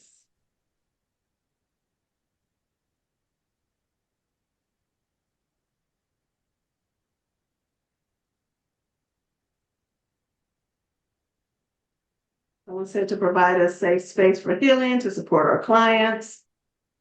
Thank you, thank you. Help them overcome any barriers and discrimination. Thank you so much. To help with issues that they are experiencing that inhibit their daily lives. Thank you again. Yes, safe space. So some of these roles that are listed here are not our roles, but whatever we view our role as, it changes and it varies based on the clients we serve, but it also impacts our ability to sit with and be with our clients. So it's important to know what role you're serving in based on the client population.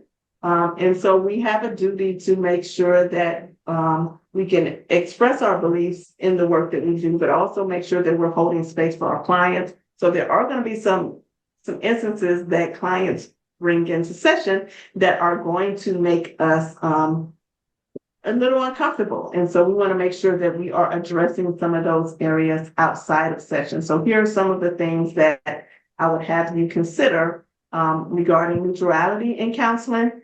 And then you can think about this when you get the PowerPoint and look at it. So here are some of the areas there. Feel free to take a picture, but you will get this PowerPoint. I have this bug that keeps wanting to be a part of the session, and I'm not liking it. Let's see. So when we think about models, there are lots of models that can help us meet our clients' needs, and I'm going to go through them briefly. You'll have them in your packet. And these models were created because of either oppressive systems or not being able to work with clients. It helps you have some reflection of where you may be. And I'll briefly kind of go through the models. So this model here is called the Carney and Cahn's developmental model of multicultural counseling. It speaks about these particular steps here. You may have minimal knowledge, and it's led by assumptions. Just a person who is operating within this model would avoid confrontation. There's limited knowledge. You're aware of your own ethnocentrism, but you're naive to that impact on others. It's conflicted by ignorance, and it downplays the importance of culture. In this model, you would accept responsibility and accountability and the impact on others. And then you would advocate for the rights and appropriate treatments of others. And those are the stages within this model. The next model is the pre-stage of effective multicultural competence. In this stage, there's a denial of cultural differences, which influences counseling. There's a recognition of existence of differences, but a lack of confidence about what to do about it. So you may be like, okay, I know there's a difference, but I don't know what to do about it. In the second stage. Then in the third stage, you realize that there's some similarities and differences among cultures, and you begin to identify those. And then you, at stage number 4, you find out where do you fit in this cultural framework. Number 5, that there's an appreciation of cultural distinctiveness begins to be developed. And then number 6, there's some formulation of methodologies which are respectful for other cultures and interactions while acquiring new skills. And then we have Sebastian's White racial identity development model, and there are some stages here. There's a pre-exposure, pre-contact stage. In this stage, there's beginning knowledge and skill acquisition of similarities within a cross-cultural group. There's a conflict stage. In this stage, there's a confronting of the dilemma of conforming to white norms while upholding humanitarian values and beliefs. Also in this stage, there's a greater understanding of the impact of prejudice and racism and development of counseling techniques more appropriate to individuals in particular cultural groups. And then 3, again, there's pro-minority and anti-racism stance, which goes into talking about white ethnocentrism. This area is scrutinized. And then 4, there is a retreat into the white culture, a reaction to fear and anger elicited during stage 3. So there's a focus shift to similarity across cultural groups. So sometimes you can move around these stages, go backwards, just like any other stage. You don't just move into a stage and not have reflective feelings about what it brings up somatically. You can't run away from those somatics. And then there's a redefinition and integration. So accepting one's whiteness and corresponding cultural values, enhance respect for varying worldviews and similarities within a cultural group. And then we have Atkins' minority identity development model. And there's really only 3 stages. The conformity stage, preferring white values and norms and depreciating non-white cultural values and norms. There's a resistance and emergence stage, increased ethnic pride and positivity combined with increased suspicion of white Americans. And then we have a synergistic stage. In this stage is self-fulfillment associated with one's own cultural identity, but one does not accept all aspects. Some become activists against oppression and discrimination. There's quite a few other models that exist, but I want to give you a few of them as we go into some of our next learning opportunities with each other. So one of the areas that's pretty important, if you've been practicing a day or practicing 30 years, making ethical decisions is what we do on a regular basis. They can be small, they can be big.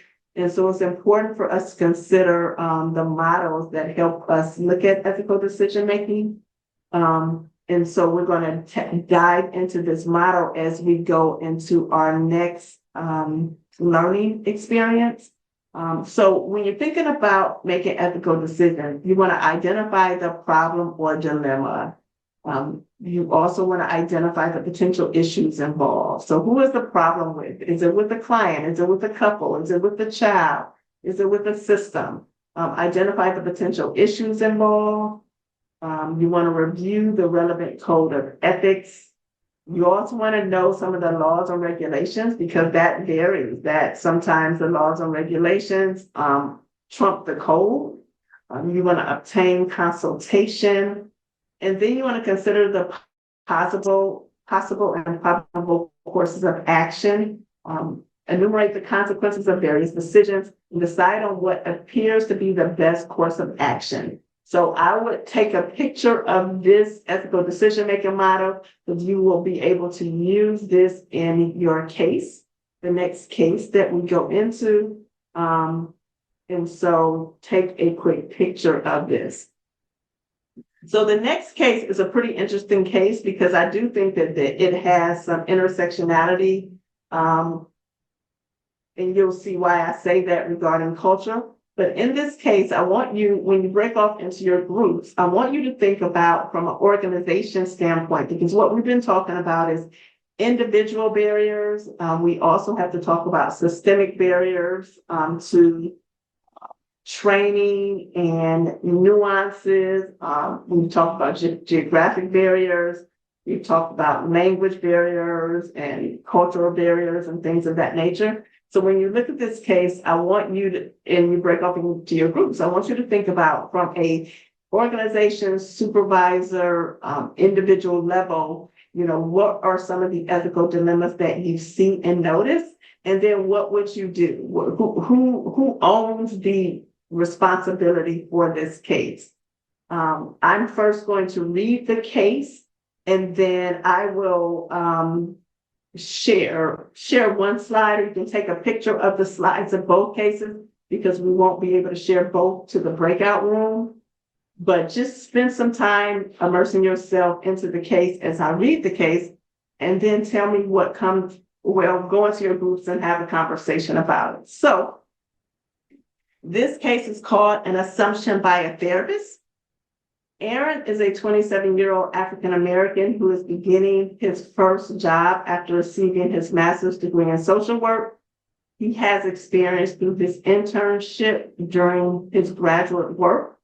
He is going to be conducting a psychosocial assessments and some individual sessions. His clients are randomly assigned to him.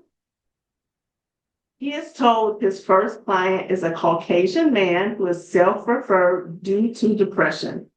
The intake coordinator goes on to tell him that he has a shaved head and a tattoo of a swastika on the back of his neck. Prior to seeing the client for the first time, Aaron rearranges his office to make sure he has an escape route and reviews the agency's safety plan. He reviews the client's history, which includes being raised by a father who is a member of an Aryan Nations white supremacist group. On first meeting the client, Aaron feels frightened and apprehensive. He doesn't address any of these issues with the client. So take a picture of this so you'll have that for you. All right. The client, Mark, never felt he fit in with his father's beliefs and values. When Mark met his current girlfriend, she had a positive influence on him in exploring his own values. He attempts to be unbiased and open in his approach to all people. Mark detects Aaron's discomfort, and during the third session, he confronts Aaron about his apparent fear and lack of discussing with Mark what his actual values might be. He continues telling Aaron that he does not believe he can help him due to his ability to explore these issues and the assumptions that Aaron has made about Mark. So a couple questions. Has there been an ethical violation on Aaron's part? Has he possibly harmed the client? How? If so, and then I want you to think about, I'm going to go back to the ethical decision making model so you can take a picture of this. But in addition to that, I want you to think about this client, this case, the organization, the supervisory responsibility as you go into your groups. You're going to go into your groups for 20 minutes. You can answer all of these questions, any of these questions, but just have a good conversation about the case, and then we'll come back and talk about it. So Danielle, yep, I can bring that first slide up for you. You're welcome. All right, so Danielle's going to break you into your groups, and then we'll be there for 20 minutes, and then we'll come back and share.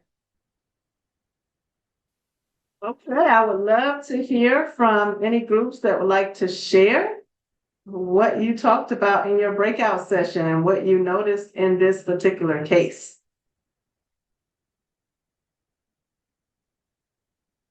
I'll jump in, guys. Hi. Because I seem to have a knack today for talking a whole lot, but I don't know if you want me to just reflect on the first part or second part, but in a nutshell, Aaron's new. He is green in a lot of ways. He's just starting out. And there were some key words in here that, first of all, even given that clients are randomly assigned and that he was told. So it appears that it wasn't even discussion about, oh, we're building your caseload. What does it look like? What are your strengths? How do you feel about this? That's one. My hope would be that from a supervisor perspective too, that he would have some of the basic skills he needs to navigate through that, but it would be up to a supervisor to guide him and help him feel prepared and ready. And if he's not, if he says, wow, this just screams something to me, I'm not comfortable. And I say this because he is newer in the field, for a supervisor to acknowledge and endorse that. Now, if this was a more seasoned clinician, I would say that when you're judging someone by all of these things, that the visual speaks volumes about potentially what could be a factor, but we don't know. It creates a bias. And he's coming in for depression. So in terms of in terms of an obligation, it's meet him where he's at. And so what brings you here? And you're experiencing depression. We talked about that. And what's the worst thing that happens is the client starts to, you start to feel like, whoa, okay, this client's going in a different way. Safety, addressing safety. But if he feels so unsafe before going into the session, that's not going to translate well for a professional. You're going to be able to see it. And so, again, I think the wholeness of responsibility to me in this is very much a supervision piece. And Aaron feeling comfortable talking to supervisors, say, I don't know if I'm ready. And a supervisor guiding and maybe saying, look, this is a good starting point for you. Would you feel better if I sat in and, helped you along and all that?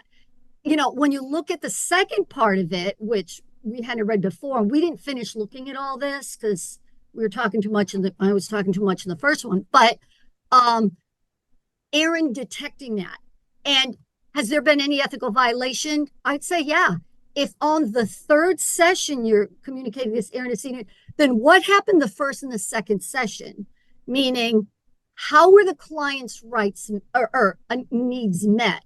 Probably not, because you were so distracted, right? And so for the client to feel that kind of discomfort speaks again as to he's not getting what he needs. And at no point do I want to minimize what Aaron has been feeling. I think validating his feelings and his concerns is always so important as well. But do we help him get through that? Is it a training piece? Is it from a clinical perspective? What are you not comfortable with? Does that play into any of your own biases, your beliefs, or is it just because you feel not prepared? And I think that there's so many pieces to this. But as clinicians, we are not going to be able to choose at the clients that we have or that come in that are struggling or that are suicidal. Thank you, Suzanne. Thank you so much for sharing what your group talked about. I appreciate the share. Anyone else?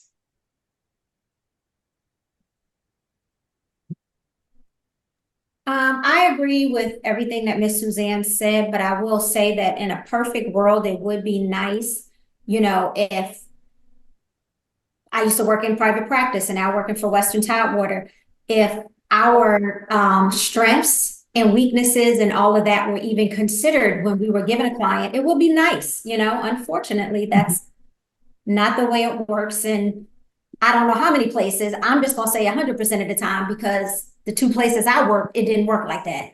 So it would be nice if we had those things outlined. But I will say that I agree that Aaron has to work on himself, because it doesn't seem like Mark has gotten anything out of therapy other than continuing to feel like he doesn't fit in. Thank you so much for sharing. Want to hear from others. Our group agreed with what has been stated.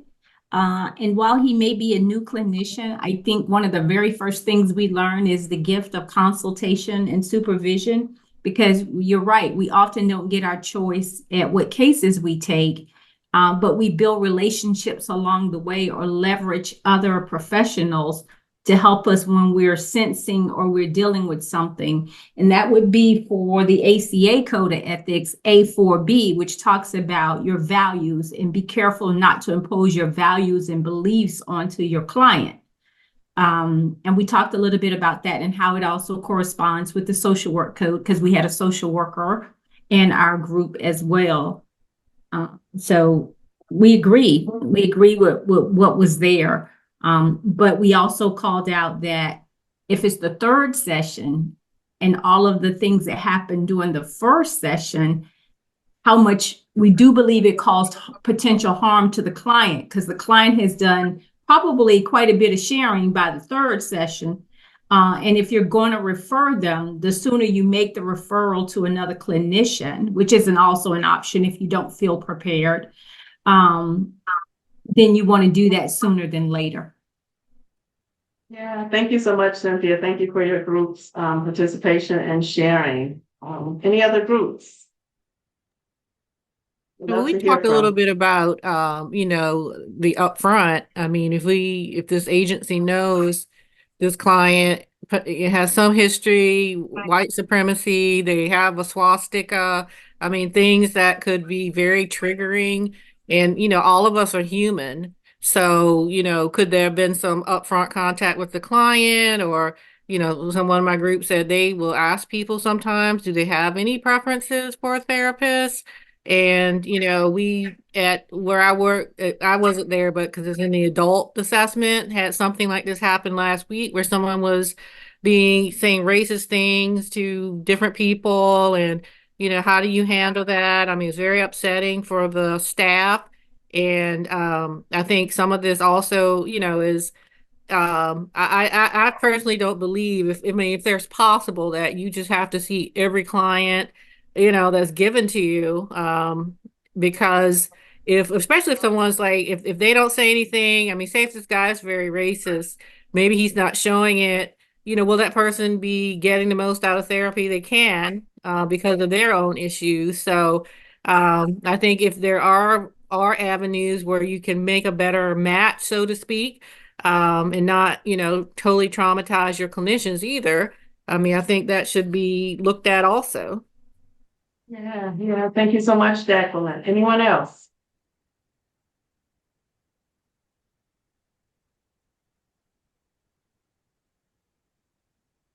You know what? I just want to say one more thing that I think when we do, I love doing these case reviews, right? Because I think it allows us to think, we see what's obvious, but then you start thinking outside the box, right? Like I said, reading between the lines, it's the terminology that he is told. And I think there are so many different approaches we can take to this, and there can be so many different perceptions, which is fine. At the end of the day, I think the most important thing as a clinician is we need to reflect on ourselves, check our heart and where we are. He might be a newer clinician and be an amazing clinician and so ready for this. But right before he walks into session that day, or he's prepared for this, he goes to get a coffee and someone accosts him and starts saying racial slurs, and it just throws off his mood, right? Or just something happens that throws him off. We all have good days and bad. And that's why I think at the very beginning, and one thing, you might be new, but you learn in grad school, you've got to reflect on yourself. You've got to get ready. And if you're not ready to see this client, if you've got personal things going on, family things, health things, whatever, and you're not there, then you don't need to be there, because you're not going to provide the services that someone needs because you're not fully in the game. Yeah. Thank you so much, Suzanne. Thank you for sharing. Anyone else before I share what I've learned from this particular case?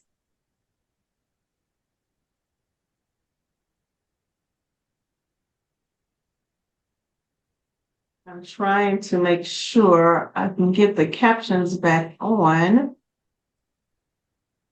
Let me know if you all begin to see captions. I don't know what I need to do to get them back on. They went off and went away. I'll keep looking. Go ahead. Not yet, Latasha. Is there a way that you can stop sharing and like reshare? That might help. Yep, I sure can. Let's see.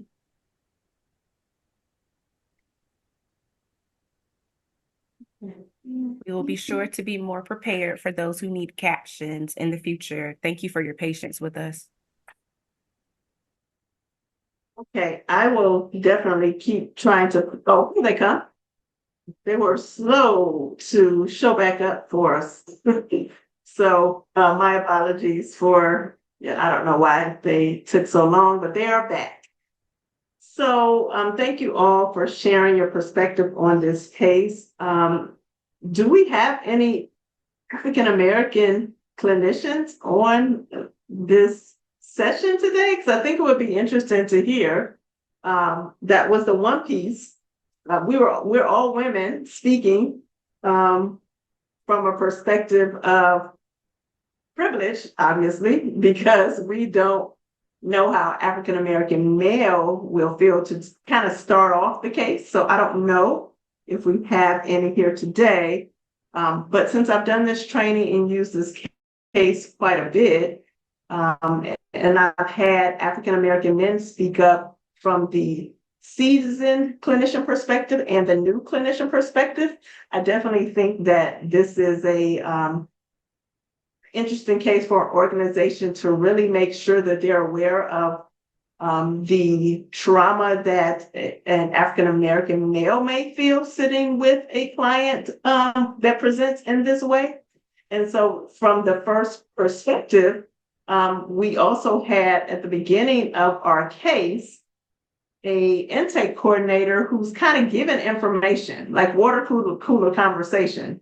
And sometimes when we get information, I know as a clinician, when I worked in a community-based role, all of the information that I received from the previous therapist or the supervisor or the organization about a case impacts my biases going into some of the cases. So a lot of times I would go into homes and I would be fearful when I hear that little Johnny beat up his last therapist or something happened with a family member. I would go in with biases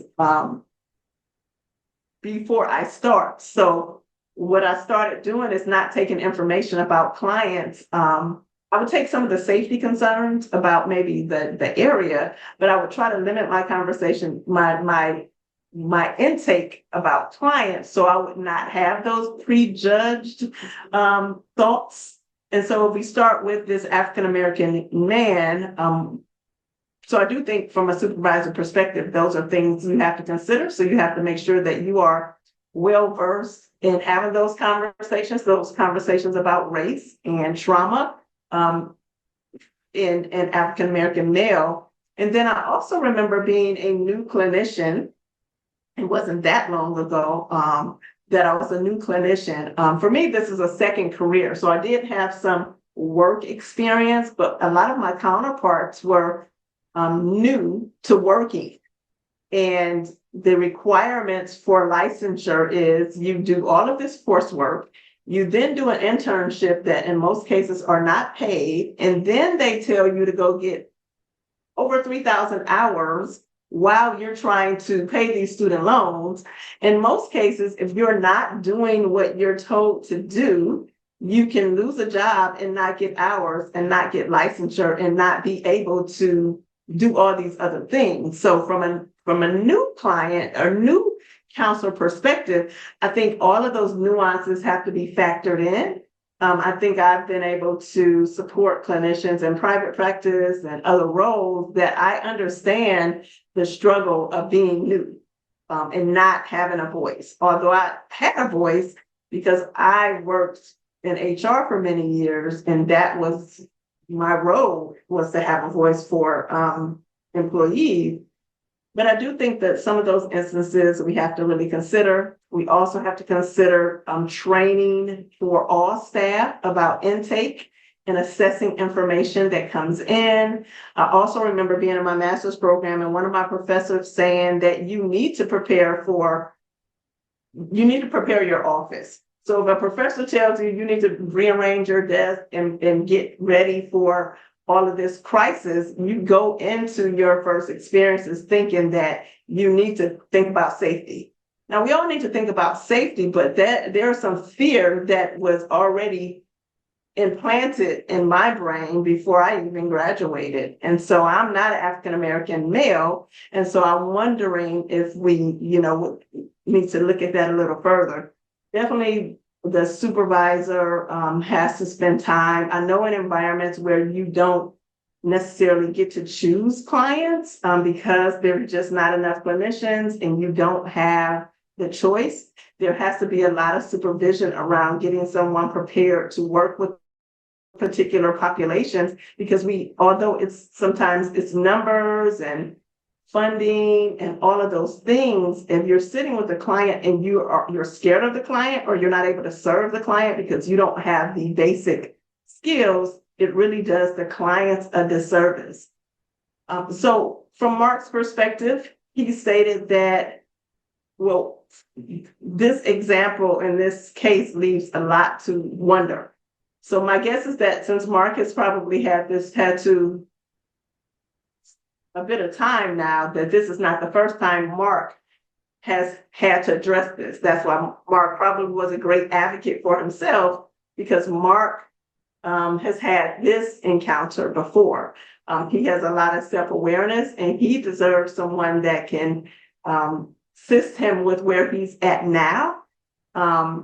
And so I do believe that although this case could be a great case for training, I don't think that if Mark reported Aaron, it would be a ethical violation. There would be some challenges in this case, but I think what the board probably says, based on my work with the board, is that can Aaron have some remedy in working through this? Is this a teachable moment if Mark chooses to stay with Aaron?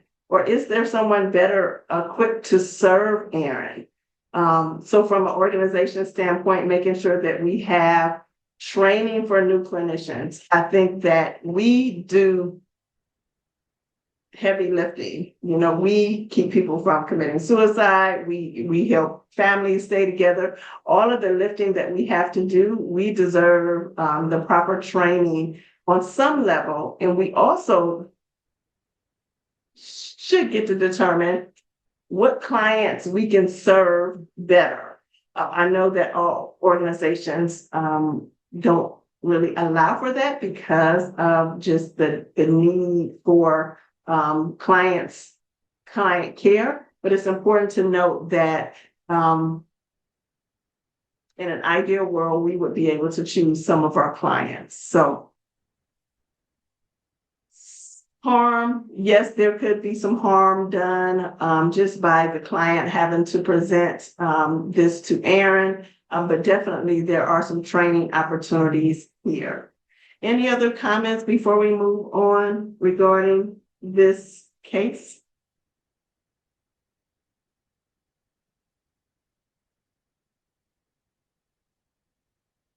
All right.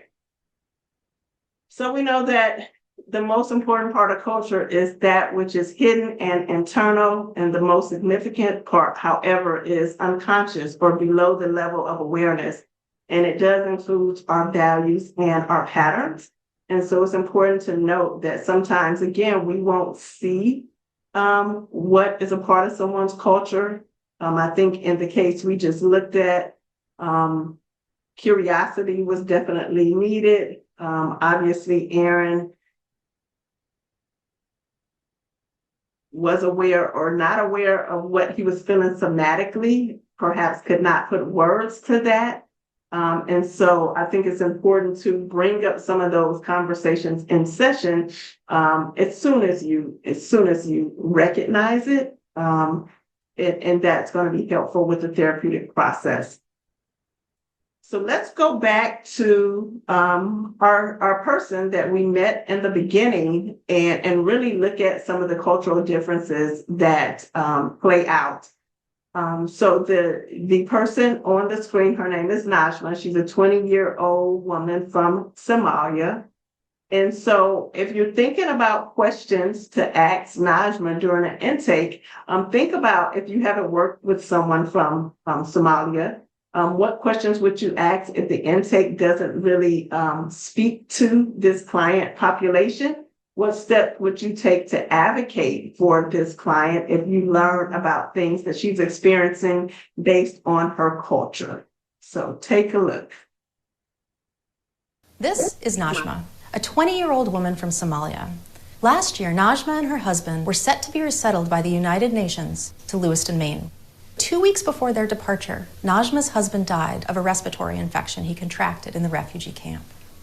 A month later, now in Lewiston, Najma discovered she was pregnant. Najma's neighbor urged her to make an appointment to see a doctor. She said it was very important for the health of Najma and her baby.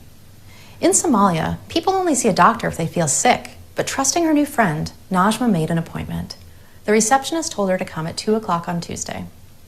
She had errands to run till 5, but in Somalia, patients wait to be seen, sometimes in the order they arrive, sometimes at the discretion of the doctor, sometimes for hours. So coming later would just mean someone else would get the chance to see the doctor first. The errands took a little longer than expected, so Najma arrived at 5:30 and was flustered to find the clinic had closed. When Najma called the next day, the receptionist said that they closed at 4, as always, and that Najma needed to show up the next day at 10 a.m. or else there'd be no time for her for a month. This wasn't anything like the system she was used to. Najma felt terrible being spoken to like this. She hadn't meant to convey any disrespect to the receptionist, and she was frustrated because she had no idea why she, a healthy woman, was going to the hospital anyway. The next morning, Najma took a little longer than normal getting out of bed. She'd been sleepy in the mornings lately, but she was only 15 minutes late, so she figured she was close enough. The receptionist did not agree. She rebuked Najma for her selfishness and lack of respect for others. She then handed Najma a clipboard of forms to fill out and sign. None of this made any sense. In Somalia, there are no set appointment times. Doctors take as long as they need with each patient and then call the next in line. There aren't any forms to sign because records are seldom kept. Najma wondered if the forms meant she was in trouble. She could speak and read simple English, and the forms had many questions about her family and her past. Some questions were very personal. Were these questions for the police? Would they be used against her? She wished her husband were here to handle these things. She felt like there was no one to help her. She did as she was told and filled out the forms, hoping not to get into any more trouble. Right. This is Najma. So, first thoughts of the video, that portion, what comes up for you as you're thinking about Najma's experience, and perhaps the clients you serve or your own experience? It definitely makes me think a little differently about our kind of urgency around getting our clients connected with primary care in Virginia, like in community mental health in Virginia. There's been this big push to make sure all of our clients have primary care doctors. And I have some folks on my caseload from Somalia, and it definitely is making me think about them and their kind of reticence to see a doctor because they're fine. They're not sick. So that was really eye-opening. Yeah, thank you, Joey. Anyone else?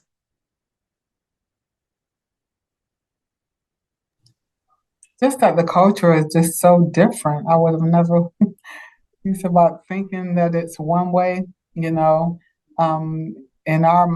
minds, the way, we can perceive things is, why wouldn't she know? But that was not her culture. And it's important to listen and to be, to have some knowledge of what other cultures, how they do things, and just practicing effective communication, and really trying to seek out and get the whole big picture of who we deal with as far as clients, and so that we can better assist them. Mm-hmm. Yeah, thank you so much for sharing. I think if I could just really quickly, one thing for me is that it also kind of speaks to this idea of just having like no wrong door kind of mindset, in that, the way that the person received her had a lot to do with why she was starting to feel very anxious and wondering, am I going to get in trouble? What are these forms for? And that kind of thing. And I think that even if the front desk person had been a little bit more warm, just one of the many things that happened, if the front desk person had been a little bit more warm and open with her, she could have maybe even have felt more comfortable asking the front desk person, why do I have to fill out these forms? What does this mean? Or even kind of being a little bit more open to the front desk person about why she was confused about, the times and everything else. But because she was kind of met with a lot of like, you're being disrespectful and all of that type of stuff, for me, it always kind of brings back the point from a community mental health standpoint, especially with some of our like front desk staff or our front door staff, if you will, on how often or what they understand about that type, the way that they come off, the things that they say, how warm they can be, how welcoming they can be, because of the type of folks that we deal with. Not everybody's going to have this specific kind of thing, but being warm and being welcoming and understanding can go a long way in a lot of these types of situations, even if you don't know everybody's culture. Yeah. Thank you, Chiquita. That is a great point. Anyone else?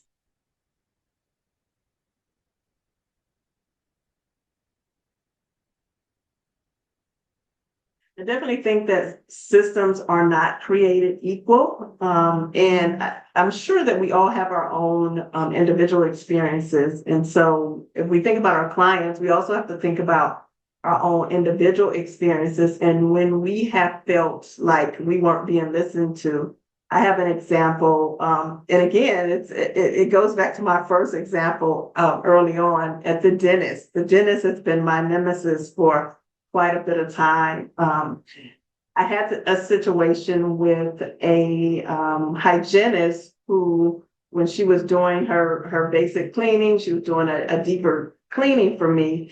She cut herself, and I didn't realize she cut herself. And so I went on about my day, and then probably 2 days later, I received a random call from the dentist saying, I cut myself, and I was wondering I wanted to do she was doing like a basic history check.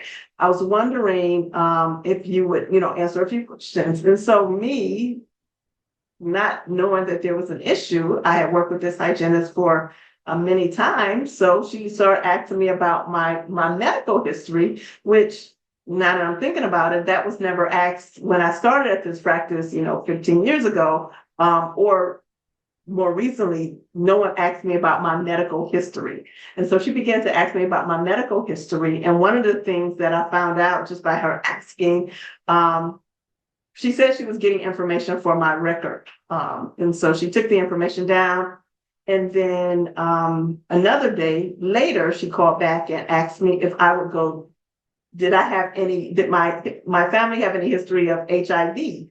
And I didn't know where she was going. So I asked her, what are all these questions for? And she finally told me that she cut herself and she was wondering if I would go get tested. Now, she was thinking about herself in that moment, wasn't really, she didn't follow safety protocol.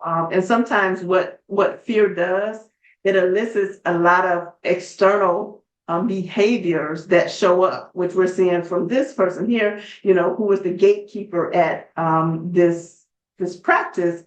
Sometimes when there is not enough curiosity and more fear, it leads you down a road of a lot of random behaviors. So in my situation, of course, I called the office. I knew from my own practices that was unethical.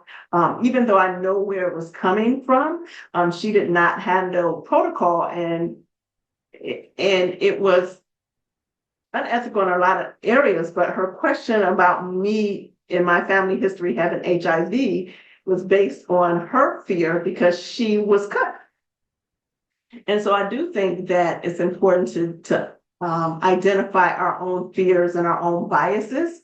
I can't say that it was because I was African American and she was from Indian descent. I don't really know, but all I know is that fear will cause you to have behaviors that impact and harm others.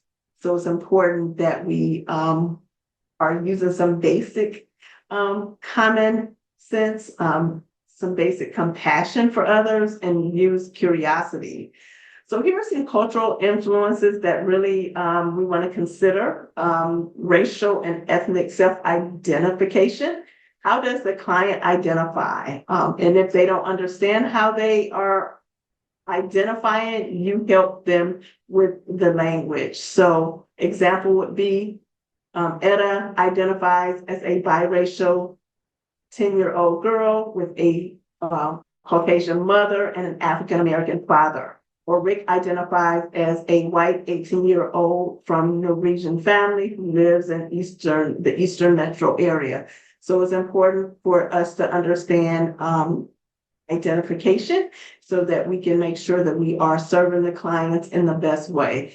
The other one that stands out, all of these are pretty important, but the other ones that really stand out that I'll highlight today is time orientation. We believe that the 24-hour time system is really accurate for those in other cultures. I remember visiting Italy and other cultures that are not as focused on time. When I was hurrying myself along, trying to get my food and do my excursions, and found it very frustrating that everything was pretty slow.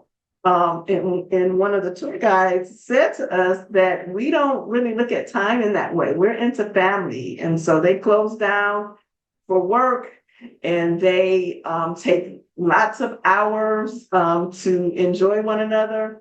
And so there is an assumption that because we're on our time, that everyone fits into that time. So you can definitely ask some questions about time.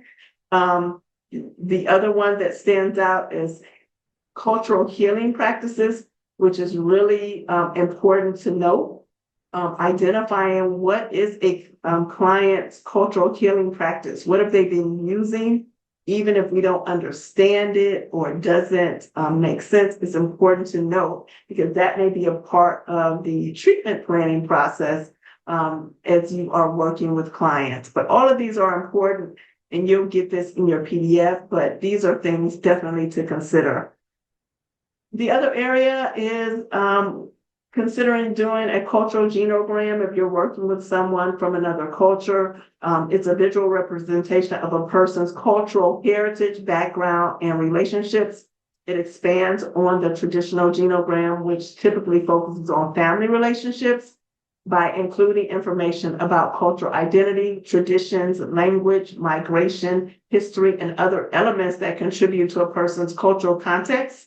Creating a cultural genogram can be a valuable tool for you to understand and explore one's cultural identity and heritage. I think it's a way of not having the client teach you, but it gives you some real valid information. And it also helps the client understand their culture and some of the intersectionality that they face trying to blend with the Western culture and then the cultures of origin for them. So this is an area that you may want to consider utilizing with clients. We know that values and beliefs show up in the work that we do. We know that they impact our lived experiences and they are obtained through lived experiences. Values and beliefs are outward expressions of inner beliefs. It speaks to who we are and speaks to who our clients are as well. It helps us examine our own biases and fears, and it allows us to reflect on those areas. Values and beliefs also speak to these areas here, and I'll list them all and we'll talk through them. Values and beliefs identify how clients experience pain. It also identifies how our clients label their symptoms. I know we have a DSM that tells us how to label and how to diagnose, but our clients have their own experience. So it's important for us to know as we are utilizing what we have learned to impose these aspects onto our clients. How they communicate symptoms. the beliefs about symptoms, attitudes, expectations, and treatment towards therapy all fall under values and beliefs. So then we look at our core beliefs. We want to be sensitive to acknowledge and confront differences directly. I know that in our case, we saw that Mark waited 3 sessions. And to be honest, 3 sessions, well, Mark confronted Aaron the 3rd session. But sometimes, if we're really being honest, we struggle for a long time trying to figure out our client's presentation and what's coming up for us.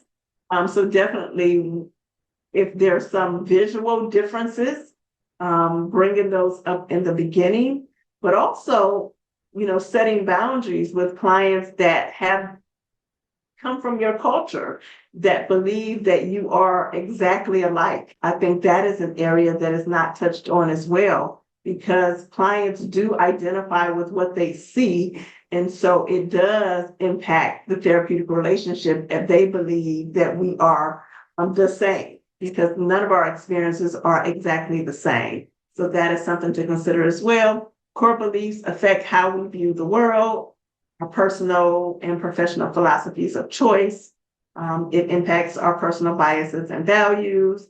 It also gives us the opportunity to choose freely based on our values. It acts on beliefs, patterns of consistency and repetition. And it also views how we see the change process.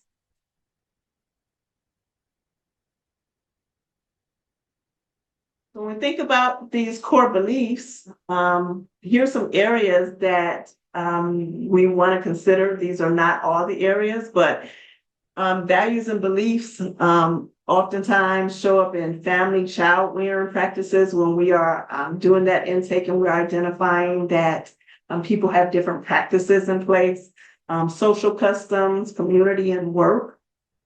We all have varying beliefs regarding these areas: religion, spirituality, life and death.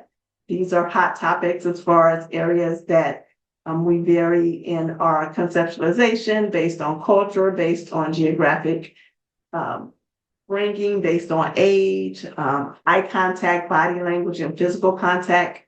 All are based on our core beliefs as well. Food rituals, how people view food, what type of foods they eat, and then the healthcare system are all pretty important as well. And then mental health. So when we think about cultural values, we want to be sensitive to acknowledge and confront differences directly. We want to ask questions, be curious. We want to talk to colleagues of different race, sex, age, sexual orientation, religions, and religion origins to confront some of our biases and some of our assumptions. And then we want to continue to always reflect on examining our own biases and fears. So one way to focus on cultural values is really be present with the client, focus on the client and learning their values. You want to be able to explore conflicts, behaviors, values, and beliefs in the therapy session. If you have a good rapport with your client and you feel comfortable talking about, what's coming up in the session, what's showing up, it's important to do so. Professionally, we want to address our own personal values outside of the session. So if it's really becoming a problem, making sure we seek consultation and support through supervision or colleagues. Peer support groups are pretty good. We know that values and beliefs can create biases. And it's not that they're not going to create a bias. It's really what you do with the bias once it's created. Pay attention to the nonverbals and make sure that you're reflecting on those areas as well. The other important thing to do throughout your work is take a minute to pause and reflect on areas that could cause you discomfort. So we won't be doing this activity now, but if you can think about difficult topics, what topics are difficult for you to be objective with your clients about? What client presentation, what cases are no-nos for you?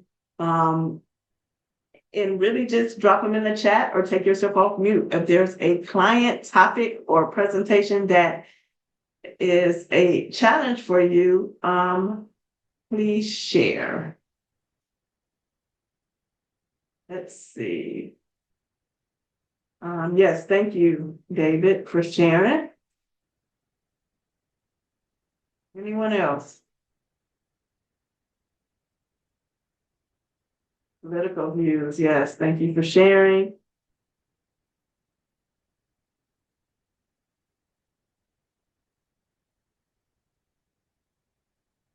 And as you are thinking about that, whether you share or not, you can ask yourself these questions. These are good questions. What personal values or beliefs are challenged with this topic?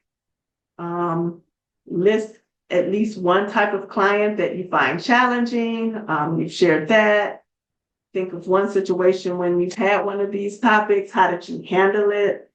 What personal values or beliefs was challenged as a part of your struggle? Were you able to continue work with this client? Did you seek supervision or talk to a colleague? Or did you seek personal therapy? And so this is a reflection question. You'll have it in your packet, so you can definitely use it. And then another question is, what values or beliefs have you needed to address to enhance the therapeutic relationship with said client? So it's important to note that we're human and we are not going to be able to work with every client. We don't always like every client. And if we're being honest, some clients cause internal somatic triggers for us.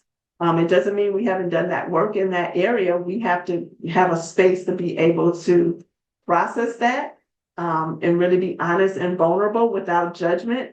And so it's important to create that space if you don't have it. The other area that's pretty important is making sure that we know how to collaborate and add multicultural pieces to our therapy process. So number one, if you wanted to add multicultural pieces to your therapy process, you will conduct a thorough, culturally informed, but person-specific functional assessment of a presenting problem. That's really an intake that just asks questions about culture. So you're adding perhaps some pieces to your intake. And even if your intake is set and you want to know things about a person's culture that you think is going to be helpful in general, you would add that piece to your intake process. So number two, engage in self-education about specific cultural norms and consult the literature for cultural specific treatment techniques. There's tons of literature, as someone stated earlier. There are lots of CEs that specifically talk about racial trauma and cultural norms, cultural healing practices. Again, it may not be specific to your client now, but it's important to understand so it can expand your thought process about what a cultural healing practice may look like. Number three, engage in self-education about specific cultural norms and consult the literature. That is a typo, so I am going to share number three. Ensure adequate and effective training for therapists on cross-cultural competency. So if you're a supervisor, you want to make sure that your clinicians are trained. Number four, explore the patient's perspective on both seeking treatment and the nature of their therapeutic relationship. You do this all the time. So some of these steps are, you're infusing multicultural pieces into the steps that you're already doing. 5, be aware of the importance of respect in the cross-cultural therapy setting. Don't assume that if someone is not sharing or oversharing or don't have great boundaries, that it is an issue to address. but you want to think about how cultures do things differently and how important it is to educate clients on your process in your practice, but also understand some of the reasons why clients show up and present in a certain way. Number 6, identify and incorporate clients' culturally related strengths and resources into treatment. So you can ask them, what are some strengths that you pull from your culture? So you can utilize that in the treatment plan. That gives you some insight. And number 7, identify and utilize techniques specific to cultural modification. So if you need to modify a therapy session to enhance the client's needs based on healing practices that they use. If you're doing some type of EMDR and you want to use perhaps their healing practice as a resource for them, feel free to modify modalities that don't really serve our clients in the way that they are taught. We can integrate any pieces and adjust any piece based on our client's presentation.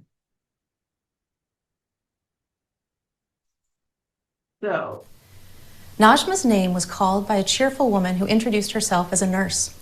She didn't know that word.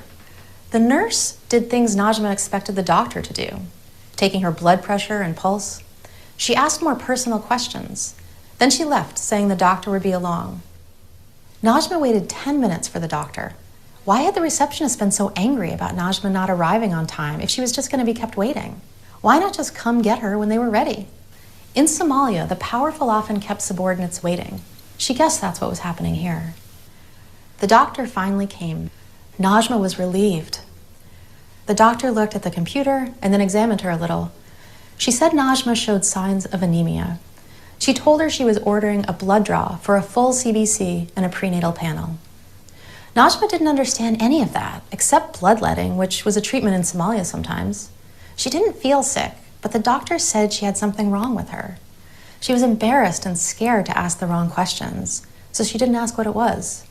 The doctor left, and a lab tech came and took some of her blood. After the appointment, Najma was confused about who her doctor was. In Somalia, you only saw the doctor, but there were so many people here, and the one she spent the most time with was the nurse. Was the nurse the doctor here? Najma got a call 2 days later from the nurse, saying they wanted to test her hemoglobin and ferritin levels. The nurse also said they would send her a card telling her what foods to eat. Najma got the card titled Iron-Rich Foods. It was full of strange foods she didn't eat and didn't know how to cook. She knew some foods were used as medicine, but she didn't feel sick, and she ate good food anyway, so she threw it away. Somali doctors typically call patients to schedule follow-ups, so when the doctor never called, she decided to take it as a blessing and be done with it. Nothing helpful had come from her visit, and it had been very unpleasant. A few weeks later, Najma's neighbor got to asking how the appointment had gone. She was dismayed to hear what a catastrophe it had been. She took it upon herself to phone the office and schedule another appointment for Najma. In the interim, the entire healthcare team at Najma's clinic had attended cultural competency seminars conducted by Maine intercultural communication consultants, and they'd learn how to better treat patients like Najma by examining their own culture, learning about Somali culture, and discovering the many unexpected ways culture shapes us all. All right. So, what ways have culture and diversity showed up in the work that you do? Share any examples that come to mind.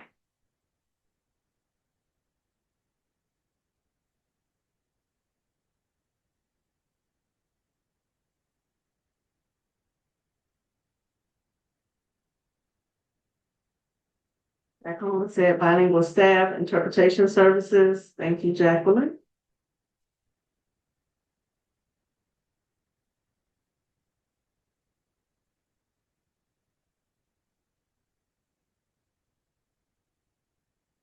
What else?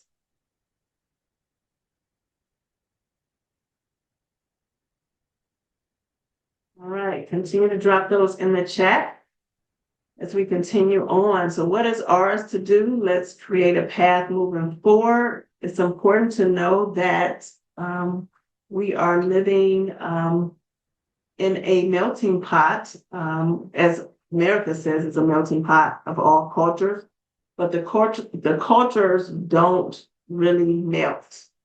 And why should they melt? We're not trying to blend each culture in. Each culture is unique, and the variety of coexisting with multiple cultures keeps us from being boring. It's important that each culture gets to represent themselves, represents itself as a whole. And so it's important to understand that although we're trying to blend, we don't want anyone to lose anything that they need to feel seen, heard, or respected. So cultural competence, we talked a little bit about what that means from a clinical perspective, but really it's a reflection and lifelong curiosity. We first must understand our own culture. We must have the willingness to embrace others, and positively embrace others and be curious about their culture. It is a lifelong self-critique. It forces us to challenge power imbalances and advocate for some decency and respect. It allows us to create affiliation and advocacy groups, so that's important as well. We talked a little bit about cultural competence, but cultural humility really helps us look at mindful openness, being present and open at the same time. Self-awareness, one of the areas that is needed to even embrace others is being self-aware that you haven't embraced others. Setting aside ego, self-reflection and critique after willingness, interacting with diverse cultures, humbling ourselves, saying that we made a mistake. Those are all pretty important as well. And then self-reflection and critique, interacting with diverse cultures. Cultural humility, the portion of the lifelong self-critique, you want to understand and know your own story. Naming and owning your own identity helps you create and hold space for others as they're naming and redefining their story based on where they're at today. Reflecting on and acknowledging cultural and family history and personal biases. Doing inventory on both privilege and struggle, strengths and vulnerabilities. Commitment to lifelong learning, asking questions, being curious, discovering cultural and honoring cultural differences, checking in with our bodies at all times, and asking our body a question, what is coming up for me? What does this mean? Definitely challenging power imbalances, counselor consumer power imbalances, gender power imbalances, cultural power imbalances, racial power imbalances, and any imbalance that impacts underrepresented populations. And then when we think about tips to be humble, it's really some of our basic core tenets in our counseling practice. Empathy, the awareness of the feelings of others. We learned that most of us, that was one of the first things we learned in our counseling programs. Be a attentive listener, discover similarities. Everything is not always about the differences. It's about how similar we are as well. Imagining yourself in the other person's shoes, validating feelings, and sharing who you are. Another question of reflection is, how has cultural humility helped you in your work with clients? You definitely can reflect on that and share as well. I'm just looking at the chat right now. If Jacqueline said they do a lot of training regarding cultural competence and how to implement it in our work. You're very welcome. If you have to leave, we're going to be wrapping up in a few minutes, but if you have to leave, thank you for your participation today. Any other comments before I can continue on? All right. So social justice is another big area. And social justice speaks to is using social justice effectively. Essentially, it involves actively promoting equality, fairness, and inclusivity, what we've been talking about today. So there's ways to do that. You want to educate yourself. You definitely want to listen and amplify your voice. Speak up when you can.